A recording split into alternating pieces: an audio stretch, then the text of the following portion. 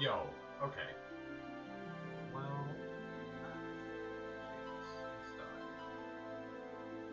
yeah, okay. You guys can hear me now. Microphone HD webcam, microphone HD webcam. I'll just do this for now, until we fix this. Maybe Fix it now? Yeah. Maybe they fix it. Alright. Welcome, Planeswalkers, to another episode of Final Fantasy Magic the Gathering, Arena of the Planeswalkers.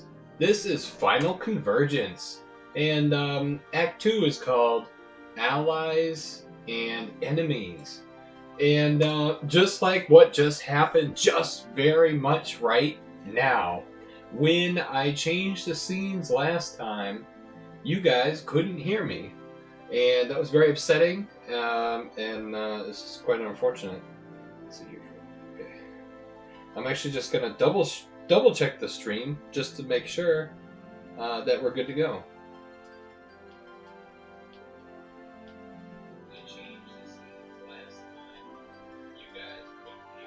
Okay, I can hear myself, so beautiful. Let us continue.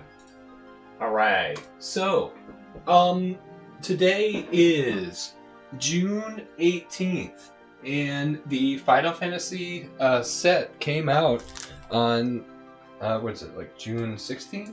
Anyways, Final Fantasy Magic the Gathering products are now in the players' hands. We've got such fantastic stuff, like the Limit Break Commander deck that is now available. I would highly suggest probably picking one of these up. They're gonna sell like hotcakes. I even picked up this starter set, which it's got both Cloud and Sephiroth pictured in it. So I mean, I can't wait to. I kind of wanted to finish my miniatures game, then bust into these bad boys, but I don't know if I'm going to be able to wait, but we shall see. So, but now the cards are in your hand. We have old Coca-Cola miniatures that already exist. They're floating around the interwebs. I think it's going to be fun, you guys. I can't wait to see what kind of cards I get from. But we have cards. The cards are now here. I mean, Magic the Gathering and Final Fantasy are now a thing. So, what a good time to be alive. There is something of my concern, though. What is it? This, when I was doing last game, you guys couldn't hear me, just like now. So let's go back a scene. The whole time I was talking, you guys kept probably seeing Jace pop up on the screen. You're like, what's Jace doing? And I was like, talking, and it didn't realize that none of it got recorded on the live stream, and you guys must have just been like, oh, it's just Jace doing his Jace thing. But we're gonna go back even before that, because even the intro never even filmed. So let's go all the way back. So it's very interesting, because I feel like, unlike with my squeaky chair, the very, very, very beginning, we got a good understanding of all this, and now we have to go back and really backfill it and understand a lot more about this. So let us go back. I wish I knew what kind of music was playing. Maybe I should just go back one. Yeah, I go back. Alright, so back to the backy back. So, in the beginning of the adventure, let's see. A massive explosion of aether and mana energy is felt across the multiverse. An unstable aether pearl, a leftover artifact from the Blind Eternities, or a Mystic Miniatures Forge Mayhem Gaming Convention with SpongeBob SquarePants. This relic detonates in a failed experiment by the Planeswalker Tezzeret. The result creates planar tears. So now, famous Final Fantasy characters find themselves pulled into Magic the Gathering locations. And throughout the whole game, we saw Cloud waking up in Ravnica, Squall immersed in a Dominaria Tolarian train station, and each player played through their different scenarios. Let's see here. Act 1, The Shattered Veil. Remember, I'm backfilling. The sky shatters like glass above 100 worlds. Aether burns blue and gold, swirling with mana storms. Across the blind eternities, something stirs. 1,000 voices cry out.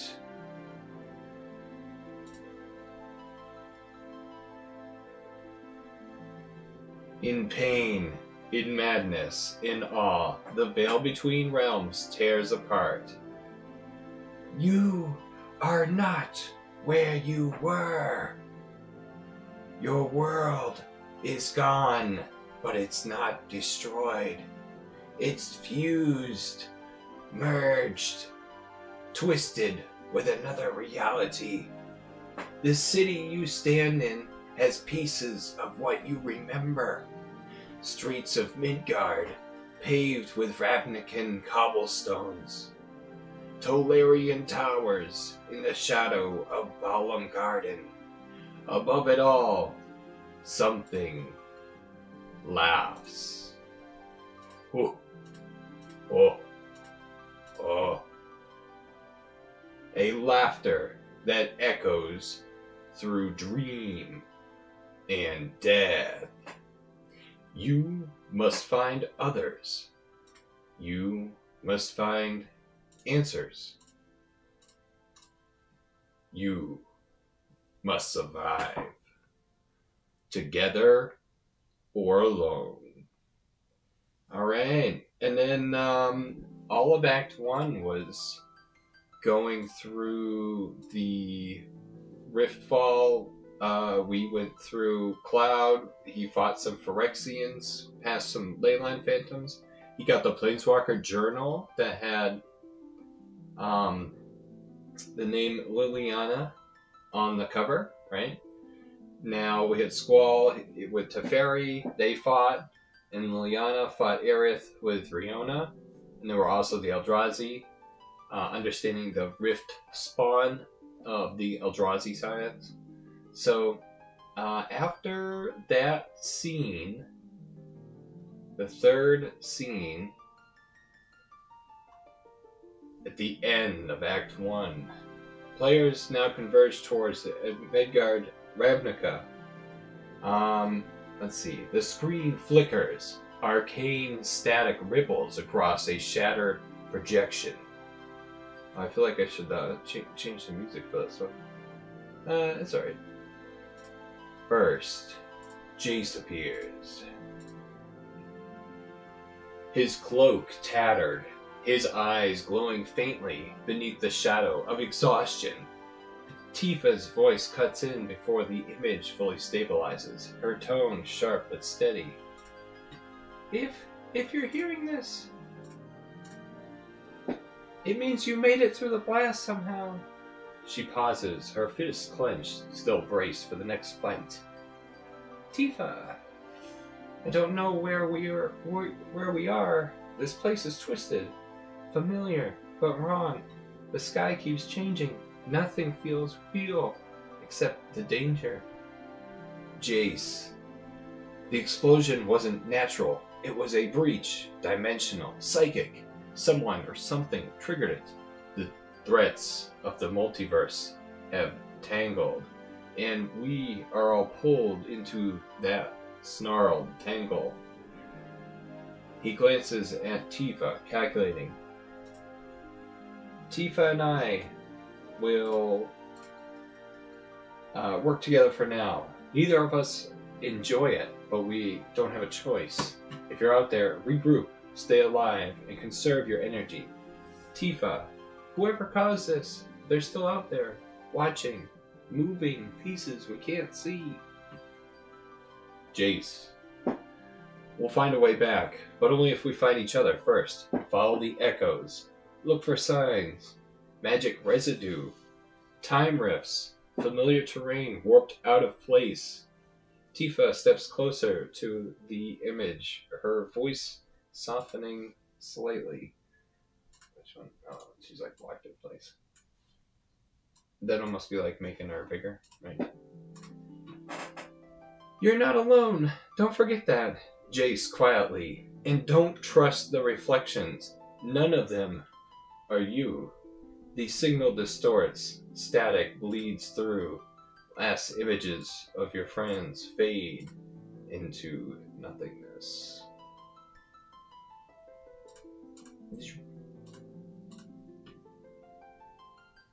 The last images of them staring back to back, fighting into the shifting light as the transmission cuts out. And then there's more. Oh wait, there's more. The sky fractures again like glass. I hope you guys can hear me. Let me just make sure you can. Okay, I'm still telling the story. This was all part of part 1. The very last part, right? The sky fractures like glass. Threads of time unspool in reverse and fast forward. Reality pulses like a dying star. Through it all, her voice cuts across the plains, silken, scornful, infinite. Ultimacia. Let's see. Blend mode, normal. Yes. Disembodied echoed through all dimensions. So, this is the dragon who fancies himself a god? How quaint. A shimmer in the air twists to her form, cloaked in regal black, adorned in twisted horns and flowing silver. Her eyes burn not with fire, but with ages. Next, Bolas enters. Let's see, show, no. Blend mode, add. Yes.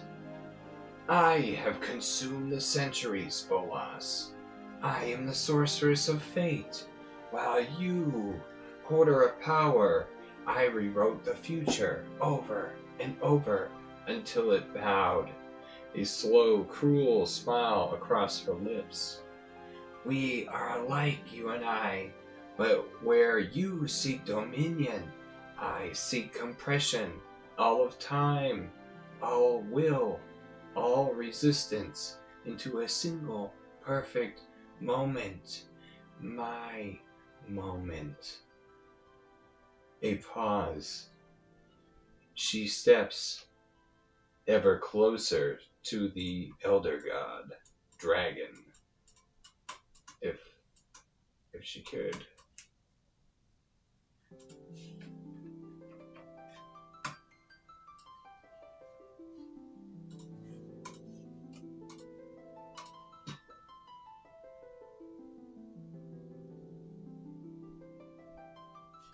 Ultimacia, join me, and we will erase the randomness of fate. Resist and be forgotten before your legacy even begins.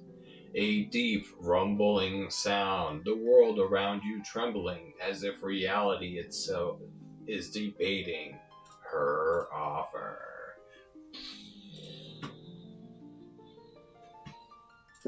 Alright, and remember, we've already had a bunch of Planeswalker adventures, so that was the end of Act 1. Remember, the tyrant comes, laughter will shatter the world, find the spire, or everything ends.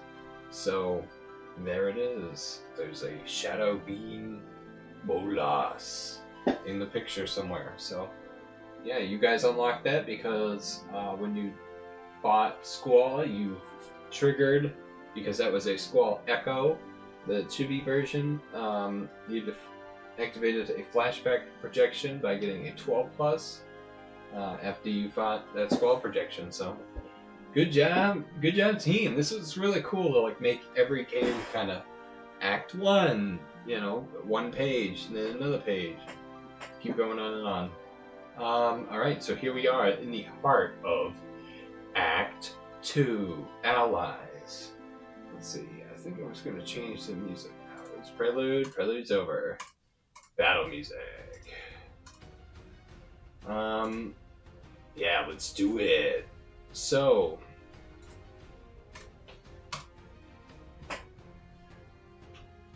Midgar-Ravnica. Here's where we are. Oh, and before I get started, yeah, what is up with these lore walls? I don't know. I feel like it's like a little too short. I guess it kind of fits now, but I feel like the spacing is like not. It just doesn't seem right. And maybe it's because I picked everything up with a piece of cardboard and brought it back and forth. Anyway, lower walls, looking very nice. Let's see here. A city stitched from two realities sprawls before you. Arcane spires of pierced reactor smoke. Gears grind beside mana wells. Neon signs flicker above churches filled with ghosts. Every alley whispers with static and shadow. You are not only outsiders, something is hunting you like others, something wearing familiar faces. Act 2 is Ravnica, Fractures of Trust. So let's see here. We're going to learn about some two factions.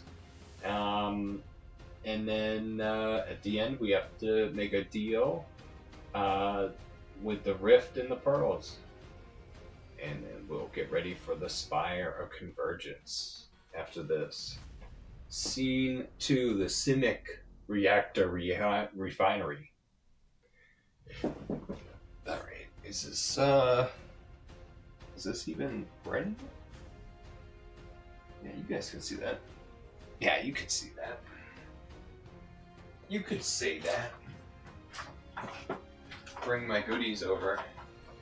I keep all my miniatures and stuff for games, and it's like, I don't know, it's like something you use it like for tools. Anyway, Jace is trapped in a Simic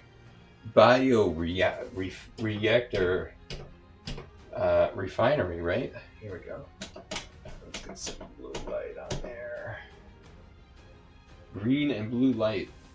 Doesn't look that great or cool. Let's see here.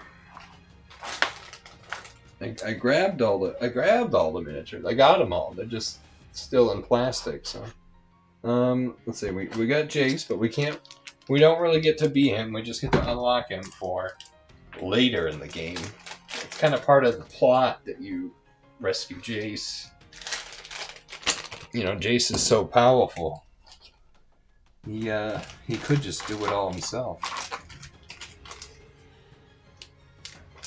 Well, I think I know what I'm going to do. Yeah, this is going to be sick. Alright, let's see. I'll put this guy here. And then I'll put this guy over here.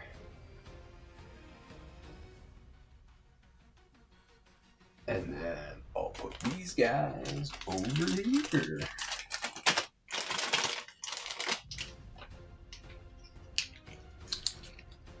Yeah, I'm trying to think of where to put these guys.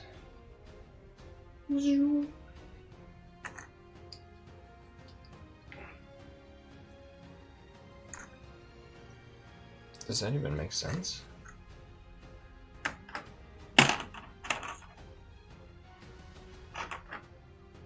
I'll figure it out. Too much stuff to figure out, actually. So now I'm just looking through my plethora of army cards. So here are those Simic Biomancers. Okay, they got a range of 3. So I think that's what I was going to do, is put Biomancer's over here.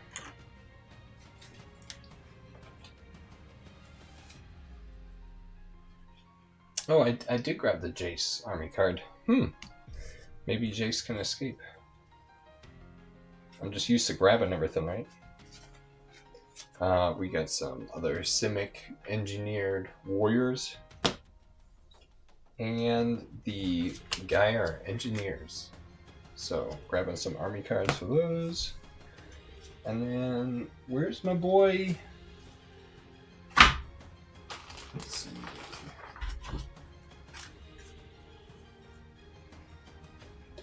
We're going to see the introduction of Tifa, so I'll go over that in a second. So we're going to put Tifa, put her down on the board. Because they don't get summoned, they just enter the battlefield.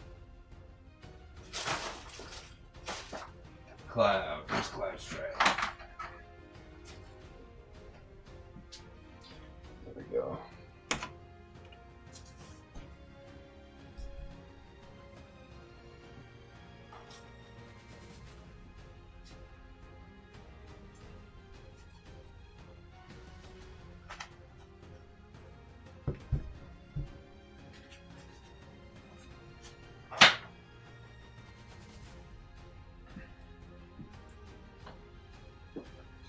Alright, you guys. There it is, the Simic.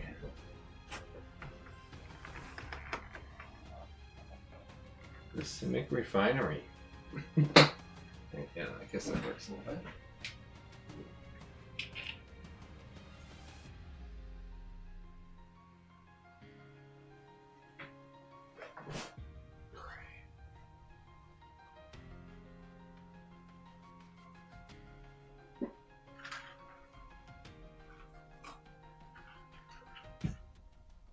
Okay, the Simic reactor.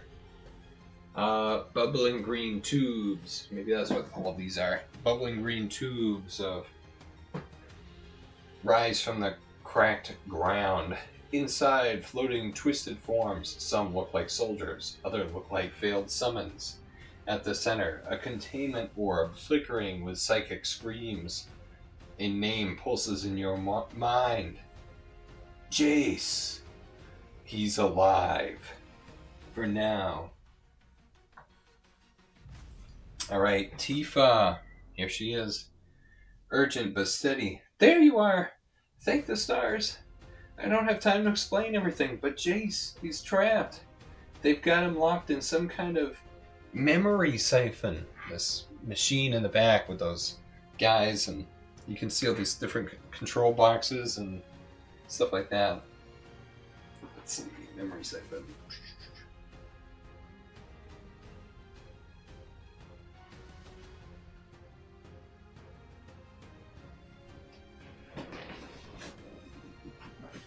Oh, okay.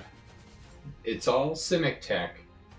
And, yeah. Okay, so she looks back and forth. You look at the corridor, lowering her voice. Tifa, they're trying to extract something from his mind. I don't know what, but it's bad. The kind of bad that twists people. She clenches a fist, looking at you in the eye. Tifa, he's been keeping us alive in this mess. If they crack his head open, we'll lose our best chance of getting home. I'm not letting that happen. The refinery trembles. The heavy laboratory doors groan.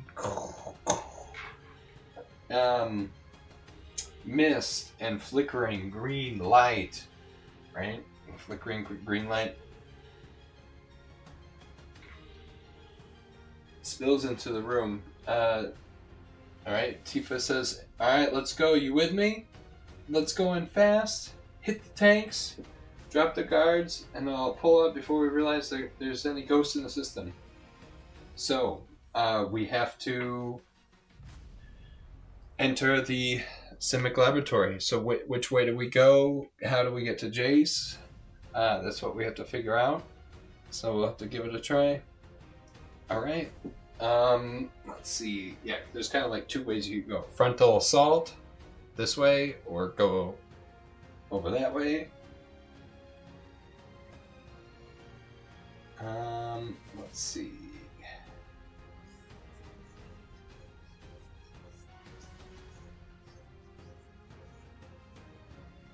Yeah, I think I've got everything. Oh, it was just that the planar time delay, nothing happens. No. Grievers are no. I wanted to read the chart for, yeah, hazard zones. Yeah, let's add some temporal stuff to the mix because I like it. I like it a lot.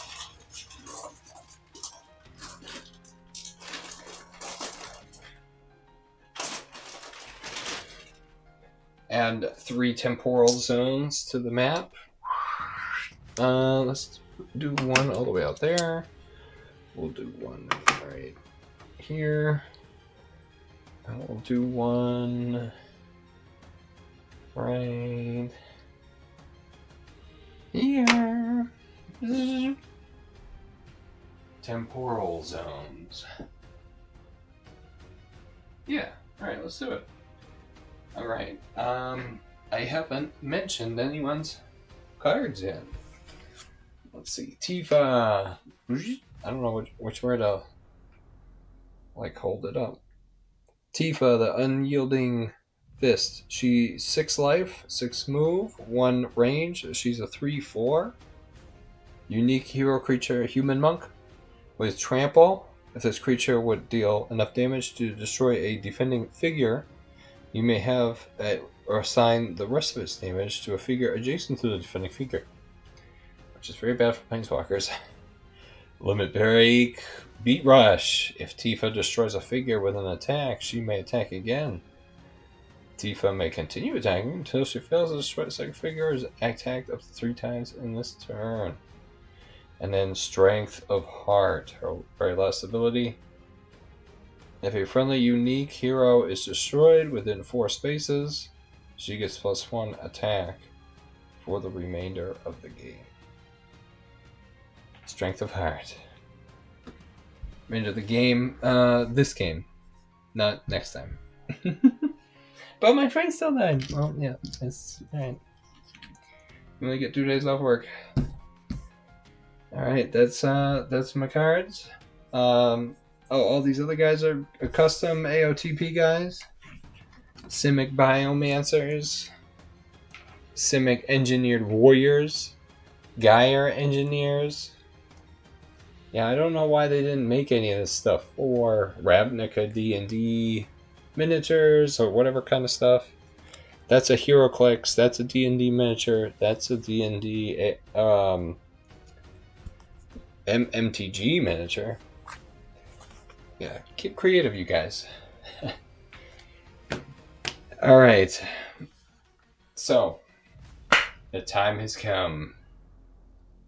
Cloud. It's nice actually kind of playing HeroScape without the, yeah, kind of playing HeroScape right now. Looks like you make a Jace. Jace doesn't have access to his powers and nothing, so. Alright.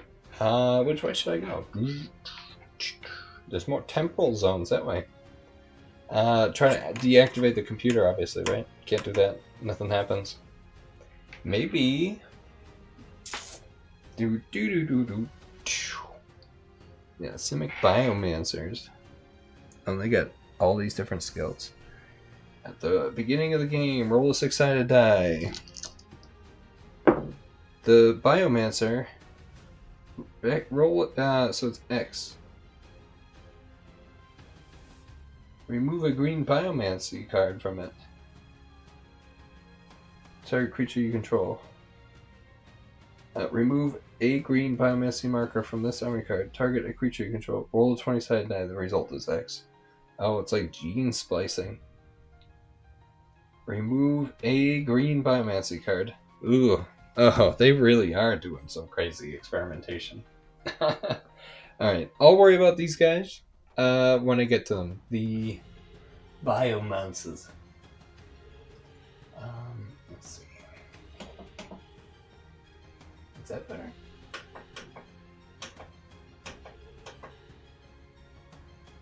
That's actually much better. Alright, Cloud. Let's do it. We'll take a turn with Cloud. He's got haste. When you summon him, you may immediately attack. Oh. 1, 2, 3, 4, 5. Looks like this little wall. He's so tiny compared to Cloud. Alright. Cloud versus the little man. The Gaia Engineer. So what is a Gaia Engineer? Well, he's a Vidalcan wizard. They're a two-man squad, because that's only the number of miniatures I had. So they got 4 life, 5 move, 3 range, 3 power, 2 defense. Elemental summoning. After moving and before attacking with the Gaia Engineers, you may roll a 20-sided die, 11 or higher. Place a previously destroyed small or medium elementals on an empty space within a clear size, 3 side spaces of Gaia Engineer. Master of the Elements. After your upkeep, which doesn't exist in this game, with Gaia Engineers, instead of taking a turn with Gaia Engineers, take a turn with the 3 small or medium elementals you control that are within 8 clear size spaces of Gaia Engineer.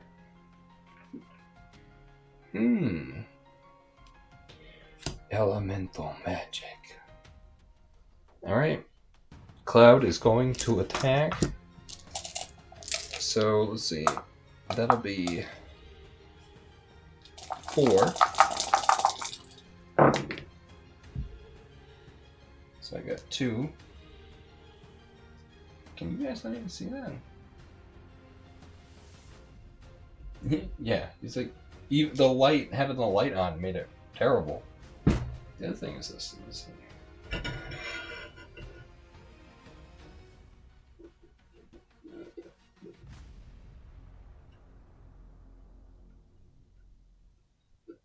Alright.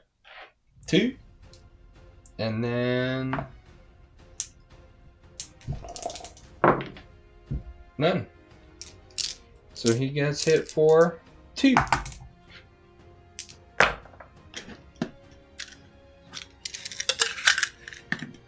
You know what? I want to roll one more because that little wall between them. I don't know. Would that provide cover? Just a little wall. I don't know. Yeah, let's say there's a wall of defense. Nope. 2. 2, mister. You can take up to 4 of those? What a champ.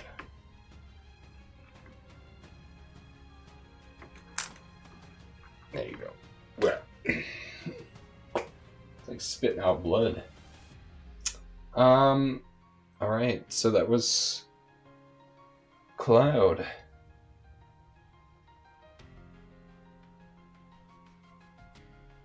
Now it's Tifa's turn. She has a move of 6. Let's see. Let's see. Maybe she's gonna go try this.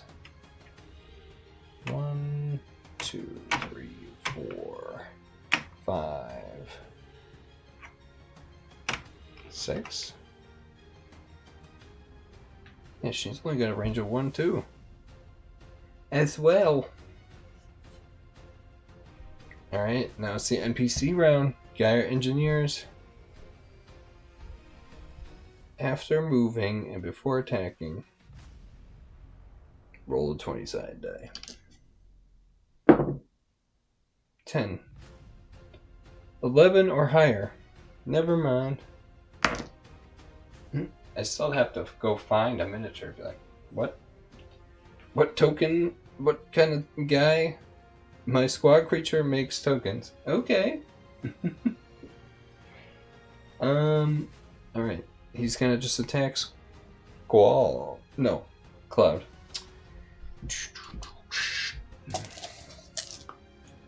Three.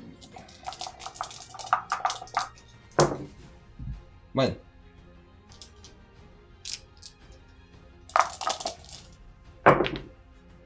1.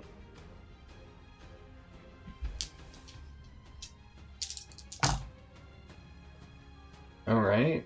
And now this other guy, can he attack? 1, 2, 3, yeah. I'm gonna shoot it right past his buddy. 1, 2, 3.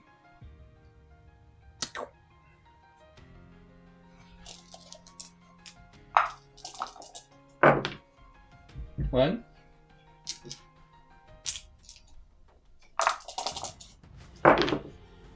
None. Cloud gets hit for 1 damage.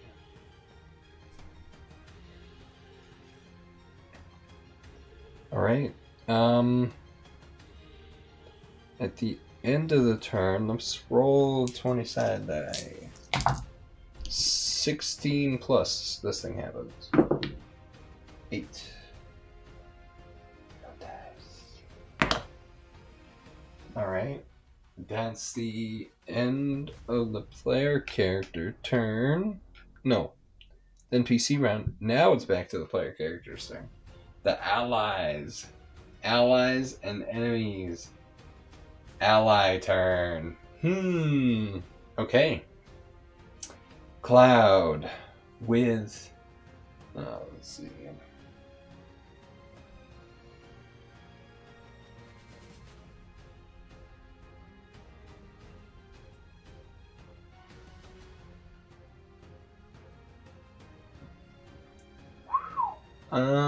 Let's see here.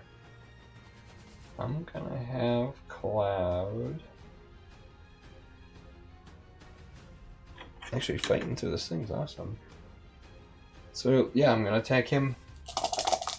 Attack that engineer. 2.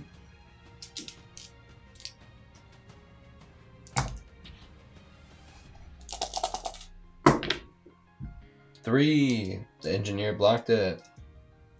Now it's Tifa's turn. She's gonna move. 1, 2. And she's gonna attack him. 1.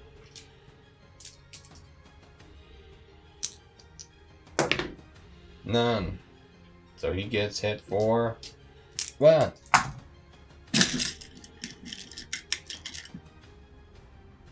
Figure out where to stack this one.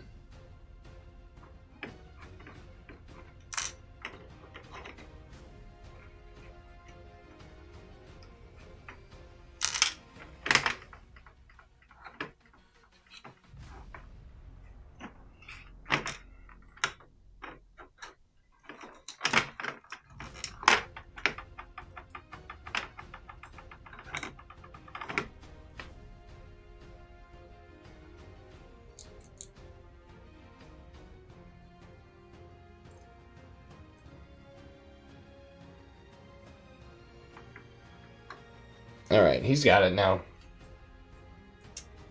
What's next, you say? But his last turn. Elemental summoning. Yeah, after moving before attacking with Gaia Engineers, you may roll 20-sided die.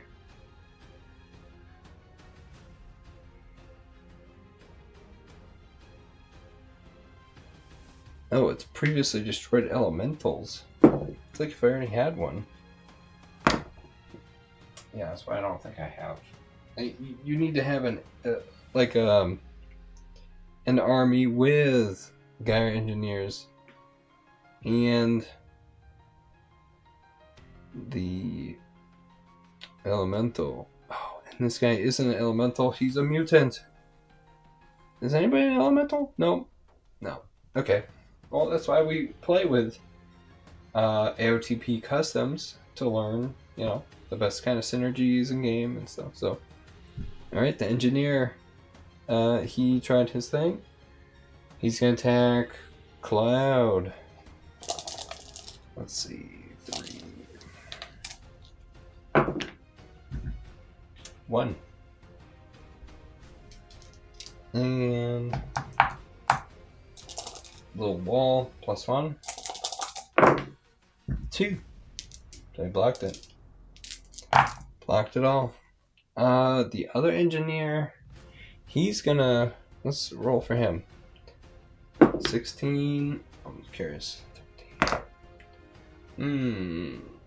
He's gonna attack Tifa. Yeah, because she's within 1, 3. 1, 2, 3. Bink. 2.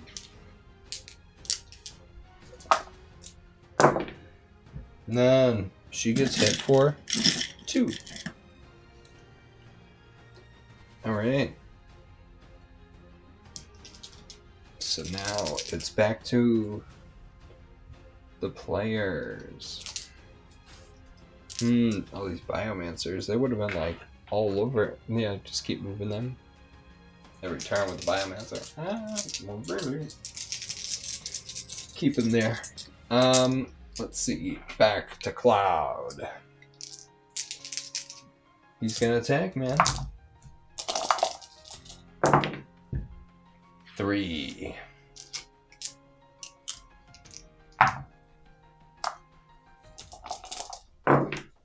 None. Kills the engineer. Engineered himself to the grave after the upkeep with the engineer. Yeah, it's all elemental madness. Alright, so that guy dies, right? Immediately, this other guy, he freaks out. And now I wonder, can you guys even see that stuff? Yeah, this is where I've got to do this, I think. I just hope the camera doesn't try to fight me. Don't fight me too much, camera, please. Alright. Oh, so now you guys can see. Yeah, you guys can see at home. Cloud and Tifa are here, right? This little wall segment. They turn that other that engineer that just died was staying right here. This other one's like, oh no! He's gonna quickly jump down. Punches out some stuff on the computer. All of a sudden, the lights start to flash. That this door opens and out flood some Simic engineered. Yeah, it's almost easier just to leave that one there and then have these other ones spilling out. Alright, we're gonna have some Simic engineered warriors enter the battlefield. Yeah, the lower walls, I feel like this is, it's like there's too much space. I don't know, I don't feel like it ever fit there really. Alright. So yeah, open up that, and here come the Simic engineers. Oh, the engineers, here come their warriors, which really should be, instead of, yeah, now that I think about it, these engineers shouldn't really refer to elementals, they should refer to the mutants, the engineered warriors. And then I felt like they look very Simic-like, so I made them Simic, elf, fish mutants. Adaptive bioform. When you summon this creature squad, choose one. Oculus, Simic engineered warriors do not need line of sight to attack an opponent figure. Add 1 to their range value. Resilient armor. Add 1 to the Simic engineer's warriors toughness. Enhanced mobility. Simic engineered warriors may move through all figures and terrain without stopping. I'm going to give them engineered mobility. That way, when they walk around the map, they can walk right through the water. I noticed there's a lot of water on this map. I thought that looked really cool for a giant Simic's place. So yeah, let's try that. Alright.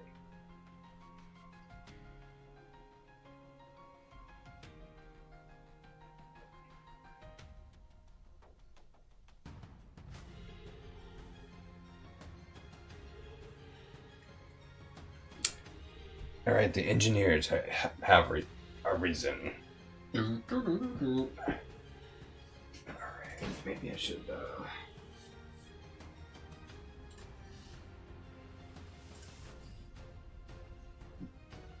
All right, so that was that. Oh, maybe what I'll do is I'll let the player characters take their turn now. Yeah, because that was they fought, they killed the guy. Now it's over to the next guy. Yeah, let's do it. All right. Your turn, Cloud.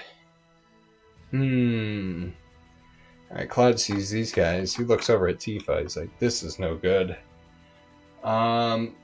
They start to wonder if they should even bother trying to reach those consoles. Let's just see if we can reach Jace instead.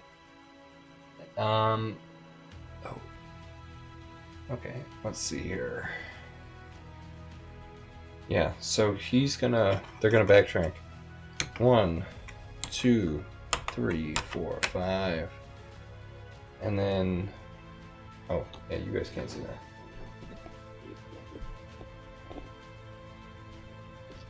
You guys at home can't see that.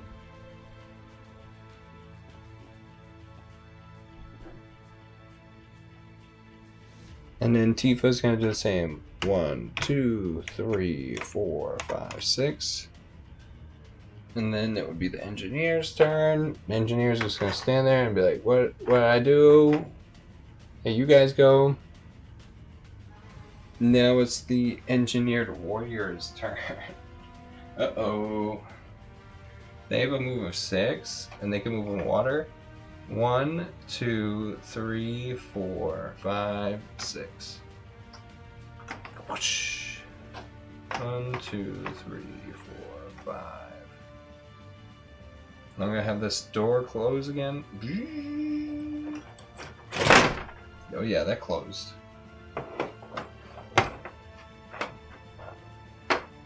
Now, I'll show you guys what my beef is with these lower walls. So you put that there. Now look, you go to put it into the peg together. It looks tight. Like, why is there this? There's no play. Like, there's that extra space there. Why doesn't it just freaking fit? Did I do something wrong?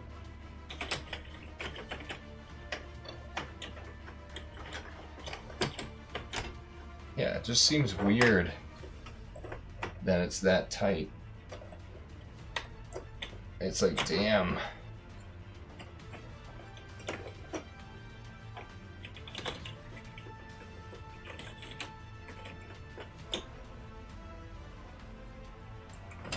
Yeah, I don't know why that feels so tight. Alright, those guys are ready. Oh crap, they have a range of 4. 1, 2, 3, 4. Nope. Right outside their range. Alright, you guys have to be careful though. Here they come. The Simic have engineered these guys to be quite effective in battle. Yeah, this is when my camera fights me. The camera's fighting me every way it possibly can.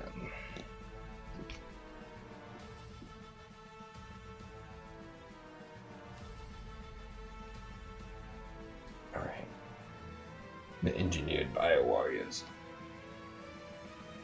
Cloud's turn. Alright, let's rush. Let's try to see if we can just get Jace. So we're gonna, I think, turn Jace's cage, so yeah, he can actually, like, the door will open, he can actually get out. Alright, Cloud. 1, 2, 3. Cloud enters the temporal rift. And roll the 20-sided die for the effect. The effect is 19. Temporal clarity. Take a bonus turn this turn Woohoo! That's what I wanted. This is what I'm talking about. Let's see, he moved 1, 2, 3. Activated the time rift. So that was 3, 4, 5.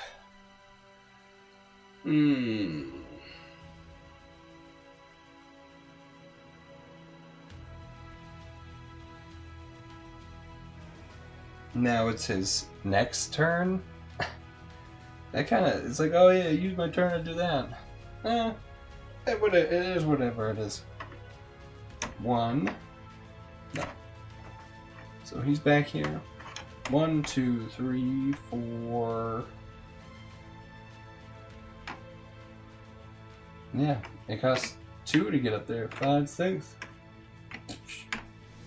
Uh-oh. This actually might be really bad. I might end up with both of these guys at us at the same time. Oh shit, there I was. Alright, Tifa's turn. 1, 2, 3, 4, 5, 6. Nope, that's it.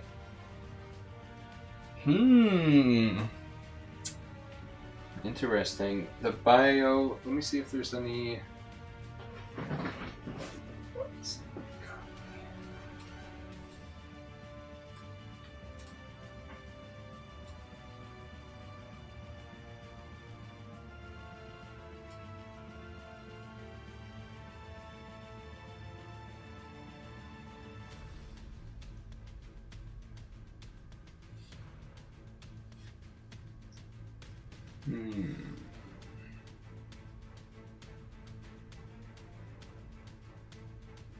Alright. No. Oh yeah, I keep forgetting if I move the camera, you guys can't see everything.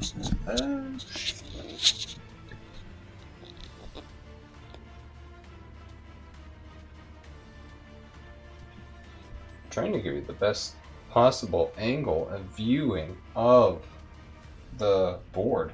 So that's the Simic Biorefinery. Alright, that's Tifa's turn. Ooh.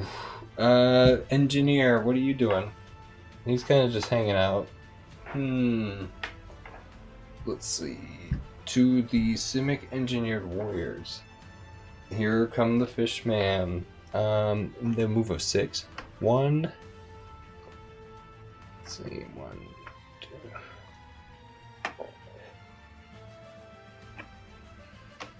1, 2, 3, 4, 5, 6. 1, 2, 3, 4, 5.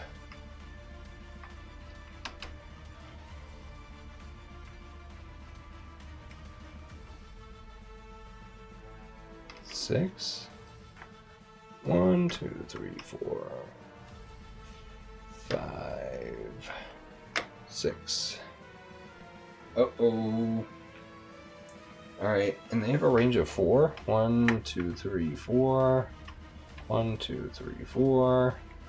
1, 2, 3. Ooh. Okay. It's combat time. Yeah, they are adaptive bioforms. They can move through all figures and terrain without moving. Without stopping. They can go without moving. Alright, let's see. So, this one on land is going to attack Tifa.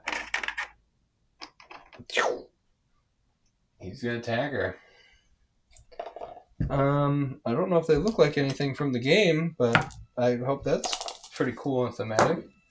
Oh, nothing. Blanks and a shield. Pretty thematic, I would say.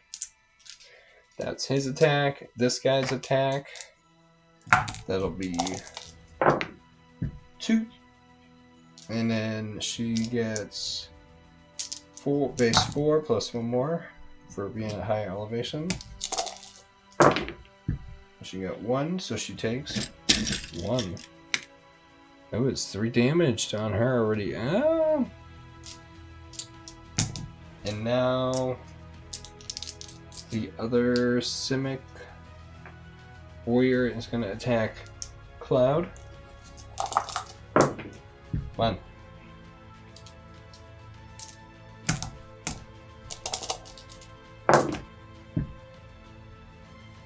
Two. Blocked it. Alright. That's the end of the warrior's turn. Let's see. These Simic Biomancers. Ooh. Oh, that's crazy. Yeah,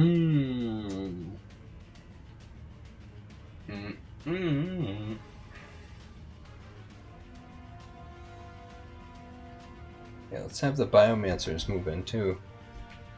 Let's see, 5. They've got a range of 5. 1, 2, 3, 4, 5. 5. 1, 2, 3, 4. Yeah. Biomancer wall.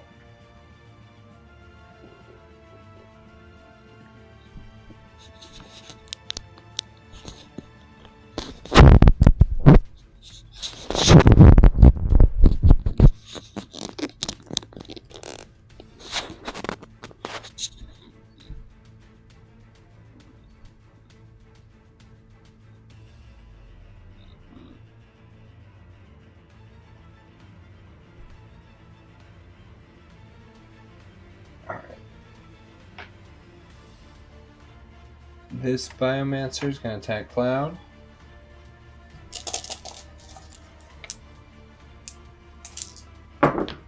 One.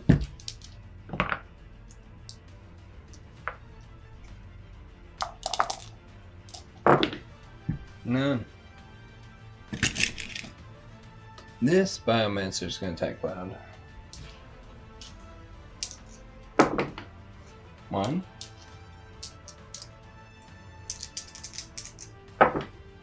None. Oh my god. My guys are dying. This Biomancer got 10 o'clock. 2.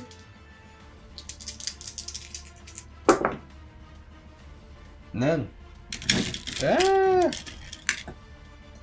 Gonna need a Phoenix down. Alright. Yeah, that's all of them, right? Oh yeah, okay. Then now it's back to the player character's turn.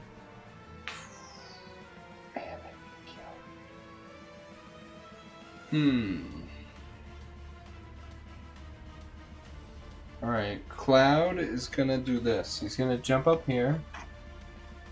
So it'll be 1, 2, 3.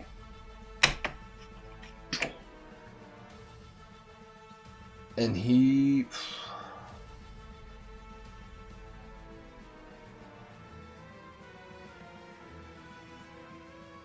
Actually, it doesn't make any sense. I gotta jump down 1 more. 4. Now I'll do my thing. Once per game. If this is his limit break, Omni Slash. If Cloud has at least 1 damage marker... Oh, should get rid of marker. No, marker makes sense. And destroys a figure with an attack. Oh, now I must do it. 4, 5. Okay, so he's gonna attack this guy for 5 dice. 2.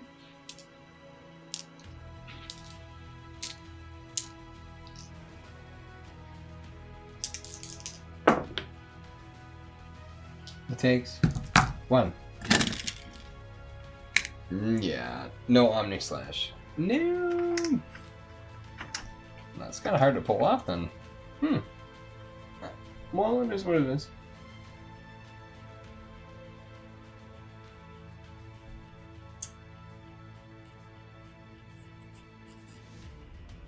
Alright. Tifa. Let's see. Tifa's like, oh, now we're getting surrounded. So maybe Oh, see, that would have been the better Tifa move, because the trample. Well, we'll see what we can do. She's going to jump up here, go over there and try to punch the fish guy as he's coming out of the water. I think that's the best bet. So, she's going to attack for 4. 1.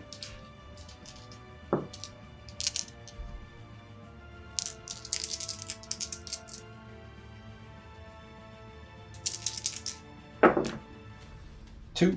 Blocked it.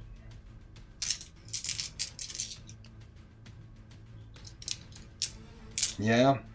Now I'm going to move on to the Engineered Warrior. This guy's going to attack. He's like, let me out of the water, lady. 3 hits.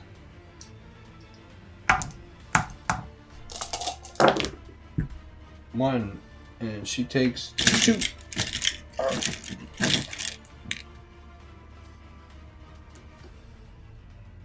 And then this other... Oh, these other Simic warriors would just jump 1, 2, 3, 4, 5, 6. Yeah, she'd be surrounded. Another 3.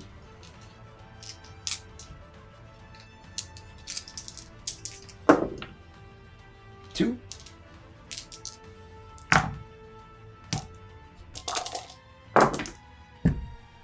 1. Oh, and Tifa falls. Ah! Alright. That's it. Let's see here. 12 plus 8. No. Let's see here. No. Yeah. I mean, it's not guaranteed that the party will ever get through the game. Tifa falls. She dies right there. Put her in the graveyard. She succumbs to her wounds. Maybe they pick her up and start taking her away. Go to put her in the vat. To the vat.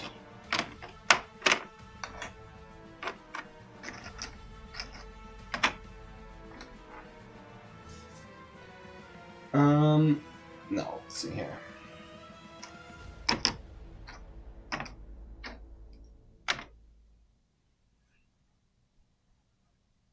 No, she goes into the graveyard. Alright. Oh, so she's the one with strength of heart. Not Cloud. Let's see here.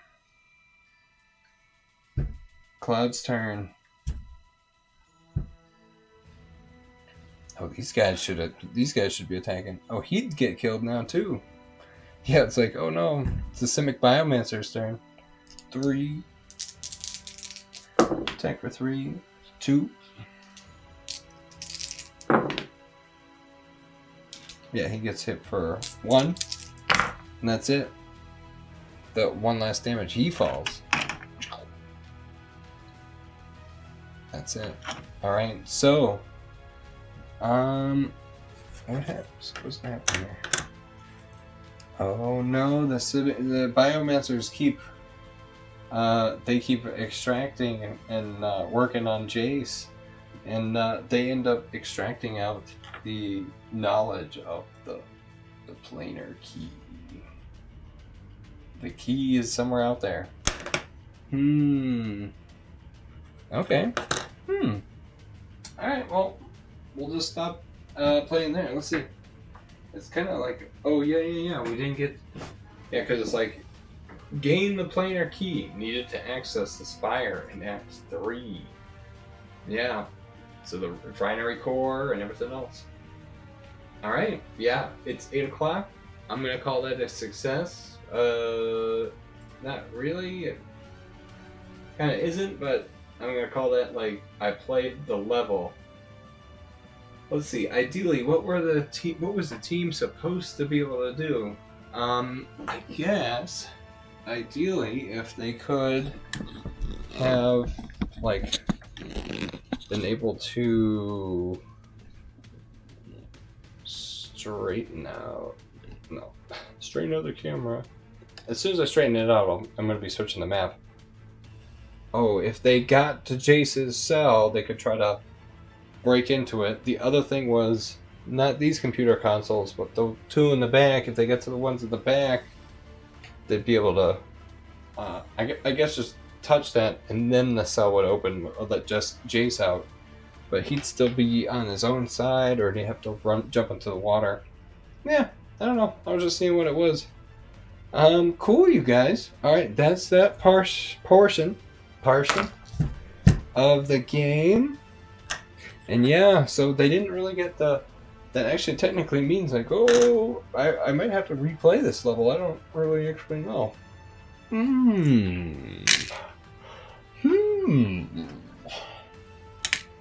Alright, let me grab my little glass beads so they don't fall.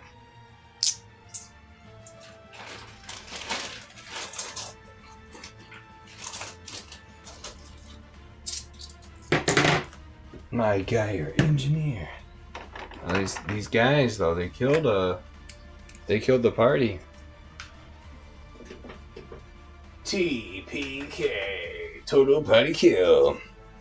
The Simic engineers and the engineered warriors.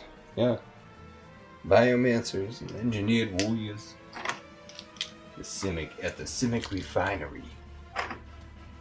Come here, there we go. That means that they're still trying to harvest Jace's spark through some kind of weird bio-aether tech. So, poor Jace, he's still hooked up to all those machines. Who knows what kinds of weird stuff they're gonna try to do to him. Alright, so that means Tifa and Cloud kind of aren't necessarily around for the rest. Oh no, no more Cloud? What the hell? What's going to happen when I go to fight Sephiroth? Who's going to be doing that? Well, maybe it'll be some other Planeswalker or something else like that. Alright, I'm going to change the map. I'm going to go look for my piece of cardboard to do that. You guys can watch me do that.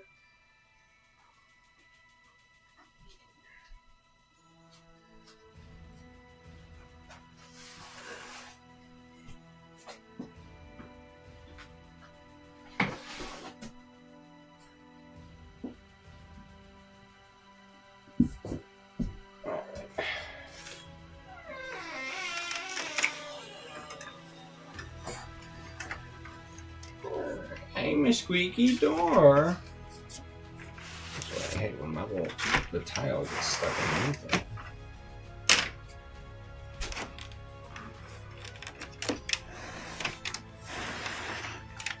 I love that you can see the cardboard like going underneath the water tiles though.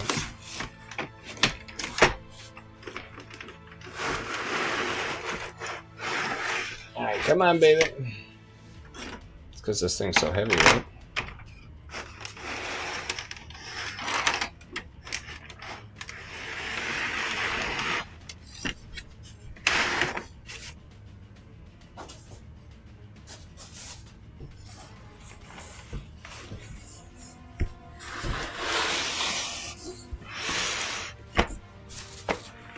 And then you just pick it all up.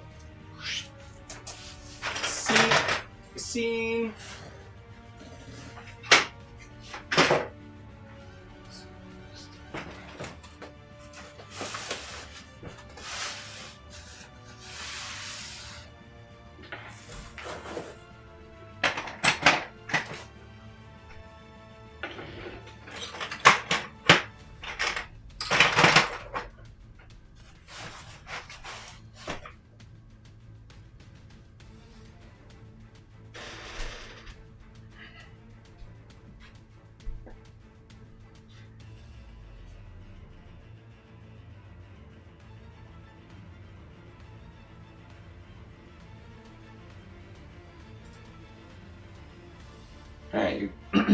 Alright, you guys, I'm just going to take a quick break. I'm going to keep switching the map.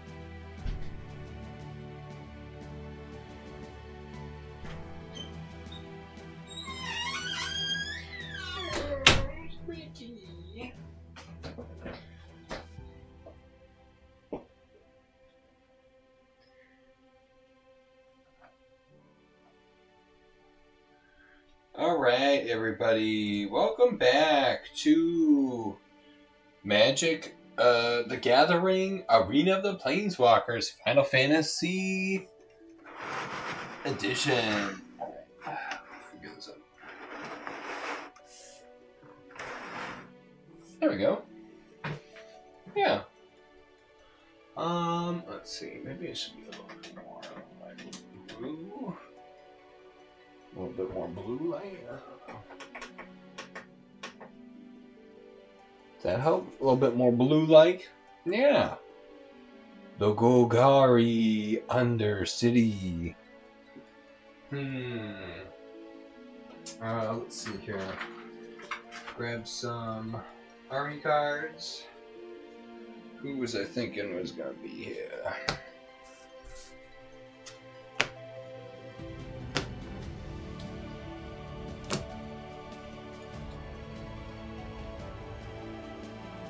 Was that because he was in the last game? Yeah, it was because of the last game. The last game I played.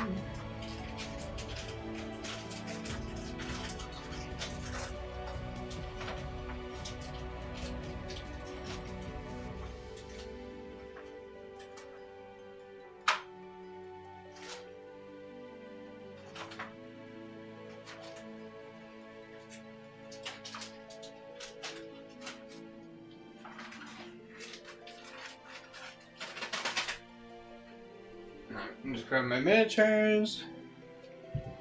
Let's see, I got this guy, that guy, this guy.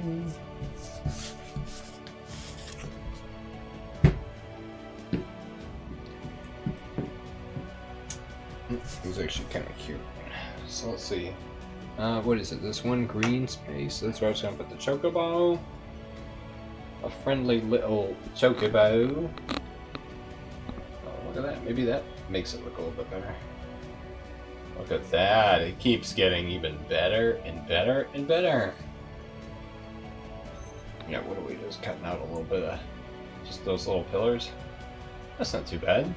That's perfect. A little friendly chocobo on this green spot. Yeah, he got portaled in, right?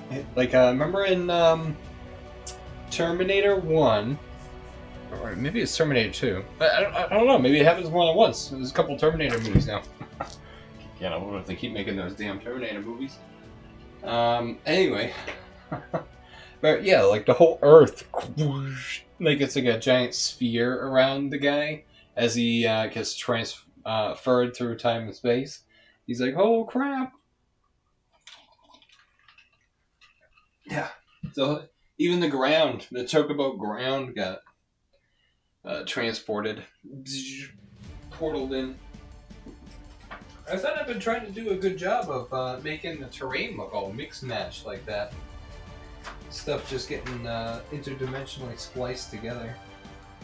Let's see, who am I looking for? I'm looking for my Squall army card. I need my Squall, I need my Liliana. There we go. Squall, the restless stoic. And then Liliana. Would she have the Reapers? Oh, the cultists.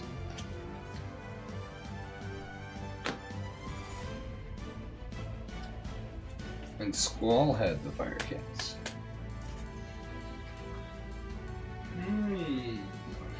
Oh, but that was a memory. That was an Echo Squall.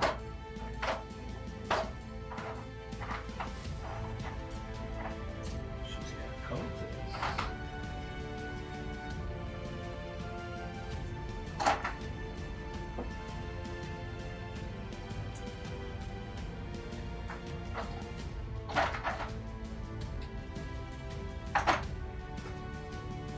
Liliana.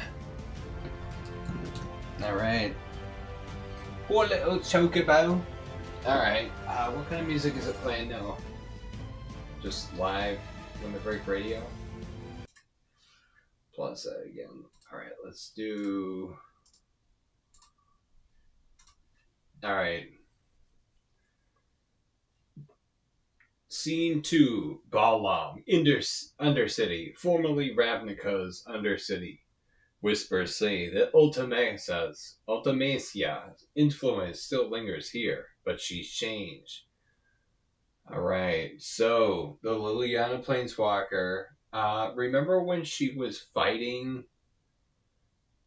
When she was fighting against Aerith in the cathedral, she got damaged enough that she basically lost and had to planeswalk away. Yeah, that's how that works when the planeswalkers get killed or whatever. They tend to planeswalk away. Let me just double check. Hold on, let's see. We're so close, you guys. Balamb Seaside Charm is buried under stone and sorrow. Familiar buildings lean at wrong angles. Time flickers, seconds loop and stutter. A voice calls to you from a cracked seed dormitory.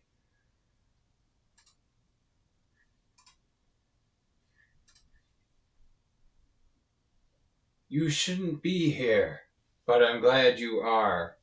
And now we're going to do Garruk versus Squall. And a little note here is Garruk hunts the party, thinking the Sorceress War is infecting other planes. Players must convince him to join the fight or escape him in the wild outskirts. Alright. I'm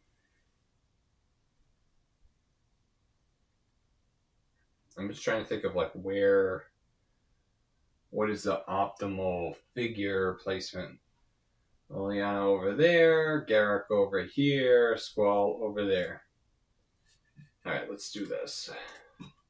And I'm trying to think of in my notes, I'm like, I didn't write that down, or saying Garruk walks in from the south, or Liliana's to the east, or now I just got too many screens. Okay, so I think the little baby chocobo, right?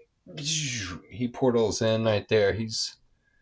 I got to cover the ugly AOTP holes. Those are the only ones. Got to make sure I had enough terrain to make this neat looking thing. All right. I'm going to have Garruk. He starts over here. You can't see him then. Let's have him right there, right in front of the beast. He's like, whoa. He's excited.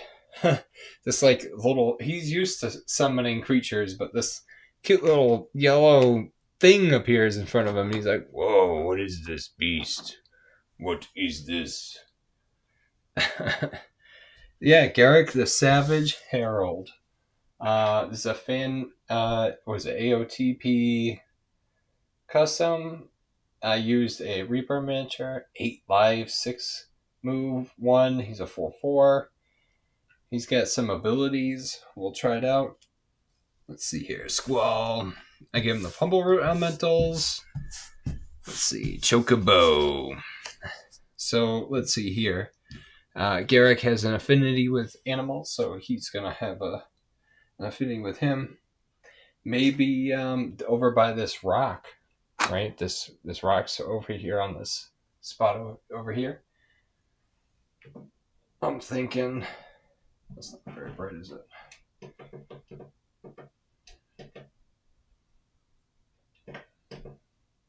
It's almost better being off. So funny. So maybe over here by this rock, I'll have Squall show up. Maybe, remember that gun blade that was sticking out in the other prelude, the other saga? I'll have the Squall show up here. He gets thrown in there with that boulder from Final Fantasy VIII. And then last but not least, remember I said, oh yeah, Liliana gets killed or damaged enough that she has to planeswalk away. So I'm going to have Liliana. I'm just double checking something real fast. What is her range? Her range is 5. 5 is her range. So let's see if I summon her, if she comes in here, One, can you even see her? Yeah. But like if I move with her, like 1, 2, 3, 4, 5. Yeah, she can do it. There she is. She's gonna summon. She tries to planeswalk away, but she gets caught up in that ethereal net, planeswalker net. It caught everything in the snarl. Mystical energies. All right, I think we're just about ready for Act 2. And just get one of my last but not least, my hero creature here. Yeah, let's get him out of. Let's do it. All right. So what is what did I write here? So, all right. We got a couple planeswalkers, right? We're basically Squall, right? I think. We died as Cloud and Tifa. That's unfortunate. Let's carry the fire with Final Fantasy VIII, which I think is the one that I kind of more grew up with. Final Fantasy VII was kind of like a little bit older. I remember, I think my babysitter grew up with that one, so like I remember that was older. Final Fantasy VIII, so 7 was kind of the older one. 8 was the one I remember growing up with. The movie Squall Lionheart. But then there's a couple of planeswalkers. So one wants to fight fire with fire. The other one kind of wants to do their own thing. So let's see how it goes. Garruk versus Squall. Rain drips from the rusted support beams. Old train tracks curve into shadow. All that stuff in the background you guys see. The Undercity breathes like a wounded beast, hissing pipes, flickering power. From darkness, a massive shape emerges. Garruk Wildspeaker. Steps into view, his cleaver in his hand burning with corrupted fury. Garruk howling. You. And he maybe steps forward. He's talking to Squall there. You reek of hesitation, of rules, of weakness. He grips his axe even tighter. Chains clink from his belt. Trophies of hunts long past. Garruk, the prey in this world, whimpers behind walls. You hide behind orders, but out here, only strength speaks. Across the platform, on the side of the Volta, Squall. Across the platform, Squall steps forward, slow and calm. His gunblade reflects a distant blue light. Oh, that would be these ones, all the way back here in the back corner of the game room.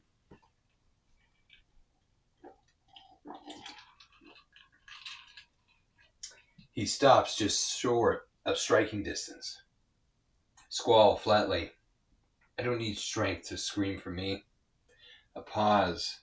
Rain taps against the metal. Squall narrows his eyes. I've seen monsters. I've fought men like you. Raging, loud, blind to the consequences. All muscle, no mind. Garruk snarling. Consequences are for the weak. I am the storm, the end of cycles. He raises his cleaver, and a shadow engulfs the broken tracks. Garruk, come, soldier. Show me your truth and blood. Squall activating his gunblade. Right? Maybe they're about to throw their weapons across from each other. Let's see. Come, soldier. I don't fight. So Squall activating his gunblade. I don't fight because I want to. I fight because someone has to. The silence breaks. A roar, flash of steel. The Undercity shakes as the clash begins. Dun, dun, dun, dun. Alright, so these two are obviously going to be fighting each other. It sure sounds that way. Liliana up reserve raise. So she takes a step forward. As the tension mounts, Liliana. Oh, yeah, there's tension. So she steps forward from the shadows. Elegant, unbothered, and entirely amused. Liliana Vess leans against a rusted pillar, arms crossed, lips curled into a knowing smirk. Dryly to herself. Oh, good. Another testosterone-fueled brawl in the sewer. How quaint. She walks slowly towards the edge of the confrontation, never actually engaging. Never breaking stride, her eyes flittering between the two men like a collector choosing which beast to cage. Liliana, Garruk, dear, you always make such a mess when you're bored, and Squall still hiding behind all that brooding silence. It's exhausting, really. She taps her nails against her chin, mocking thoughtfully. Liliana. Let's see. But maybe there's something useful in this. Let the wild man test the soldier's resolve, but let the blade meet the beast. Who knows? Perhaps one of you might finally impress me. She steps back from the shadows with a flourish of her cloak. Let's see. Liliana, over her shoulder. Try not to die too quickly. I'd hate for the entertainment to end early. Early? She says it like that too. Early. Whoops. Alright, landing music remake. I think it's time for FF8 music. Alright, Final Convergence.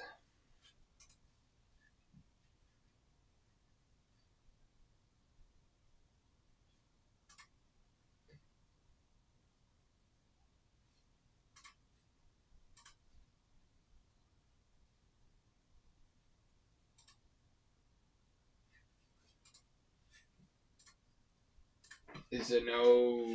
Oh.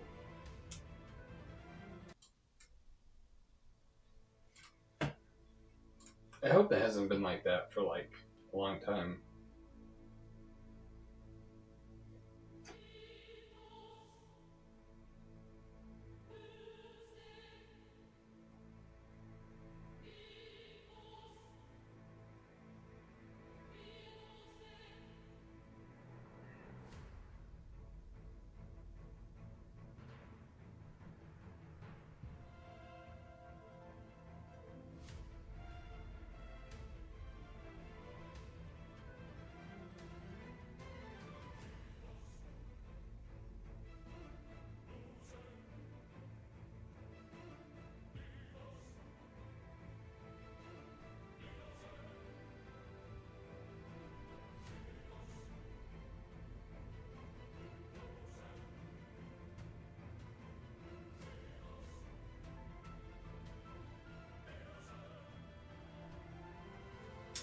Alright. I was just checking the live stream.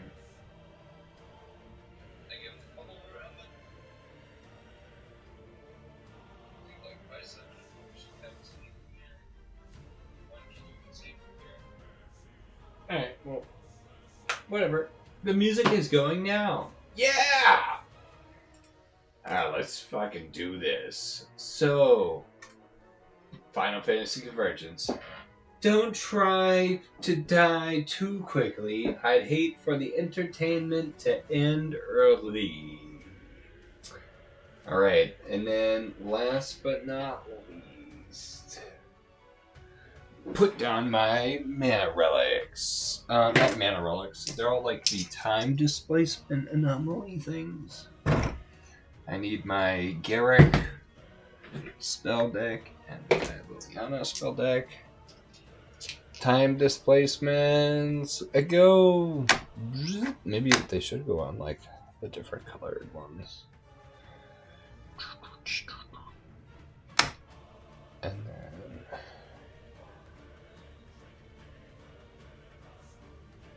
then. Yeah. Let's do it like that. Alright. 3 spell cards for Liliana.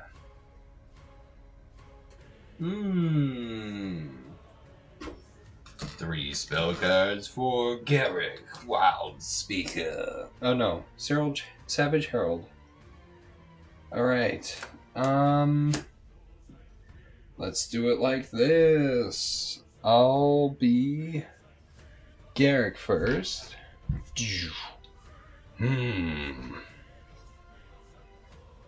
Let's see here. He's gonna try to go. Garruk's like all brute.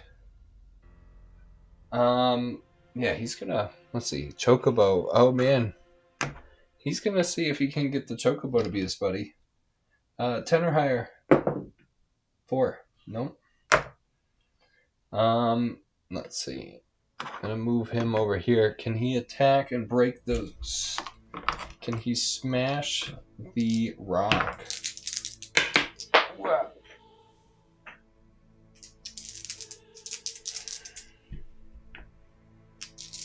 Ooh. 2.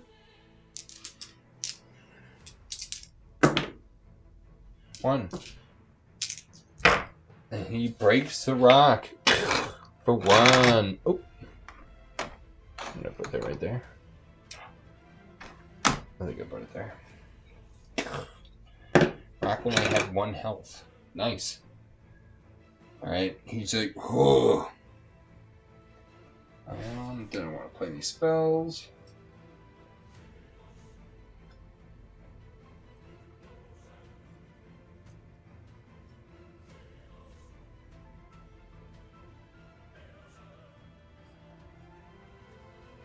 Ooh. I'm gonna say that's the end of his turn. Let's see. I'll do Liliana's turn. Let's see. Liliana. 1, 2, 3, 4. Oh, I forgot. Wait. I got too excited. Let me summon with her first. I'll summon my cultists. 1.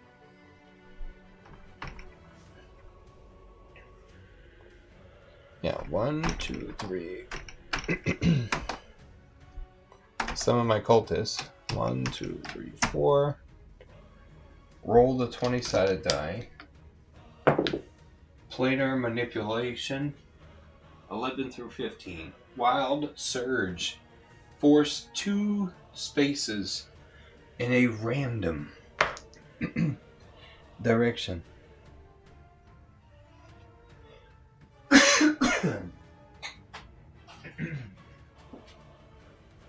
In a random direction. A random direction. That's weird. 2 spaces. She flies over the water. Whoa! 1, 2. 1, 2. That's the end of her turn. Planar energies. Now it'll be Squall's turn. Squall's like, whoa.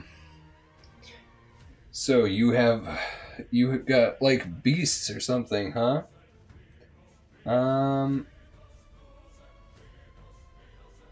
Oh, yeah, he says, oh, you like, you've got something for beasts, do you? Let's see, Squall is going to summon the Conquering Masticore. Bruh. Let's change the angle there. The Conquering Masticore. There we go, you guys. Less thumb or Masticore, please. I feel like I'm going to drop it just trying to show it off.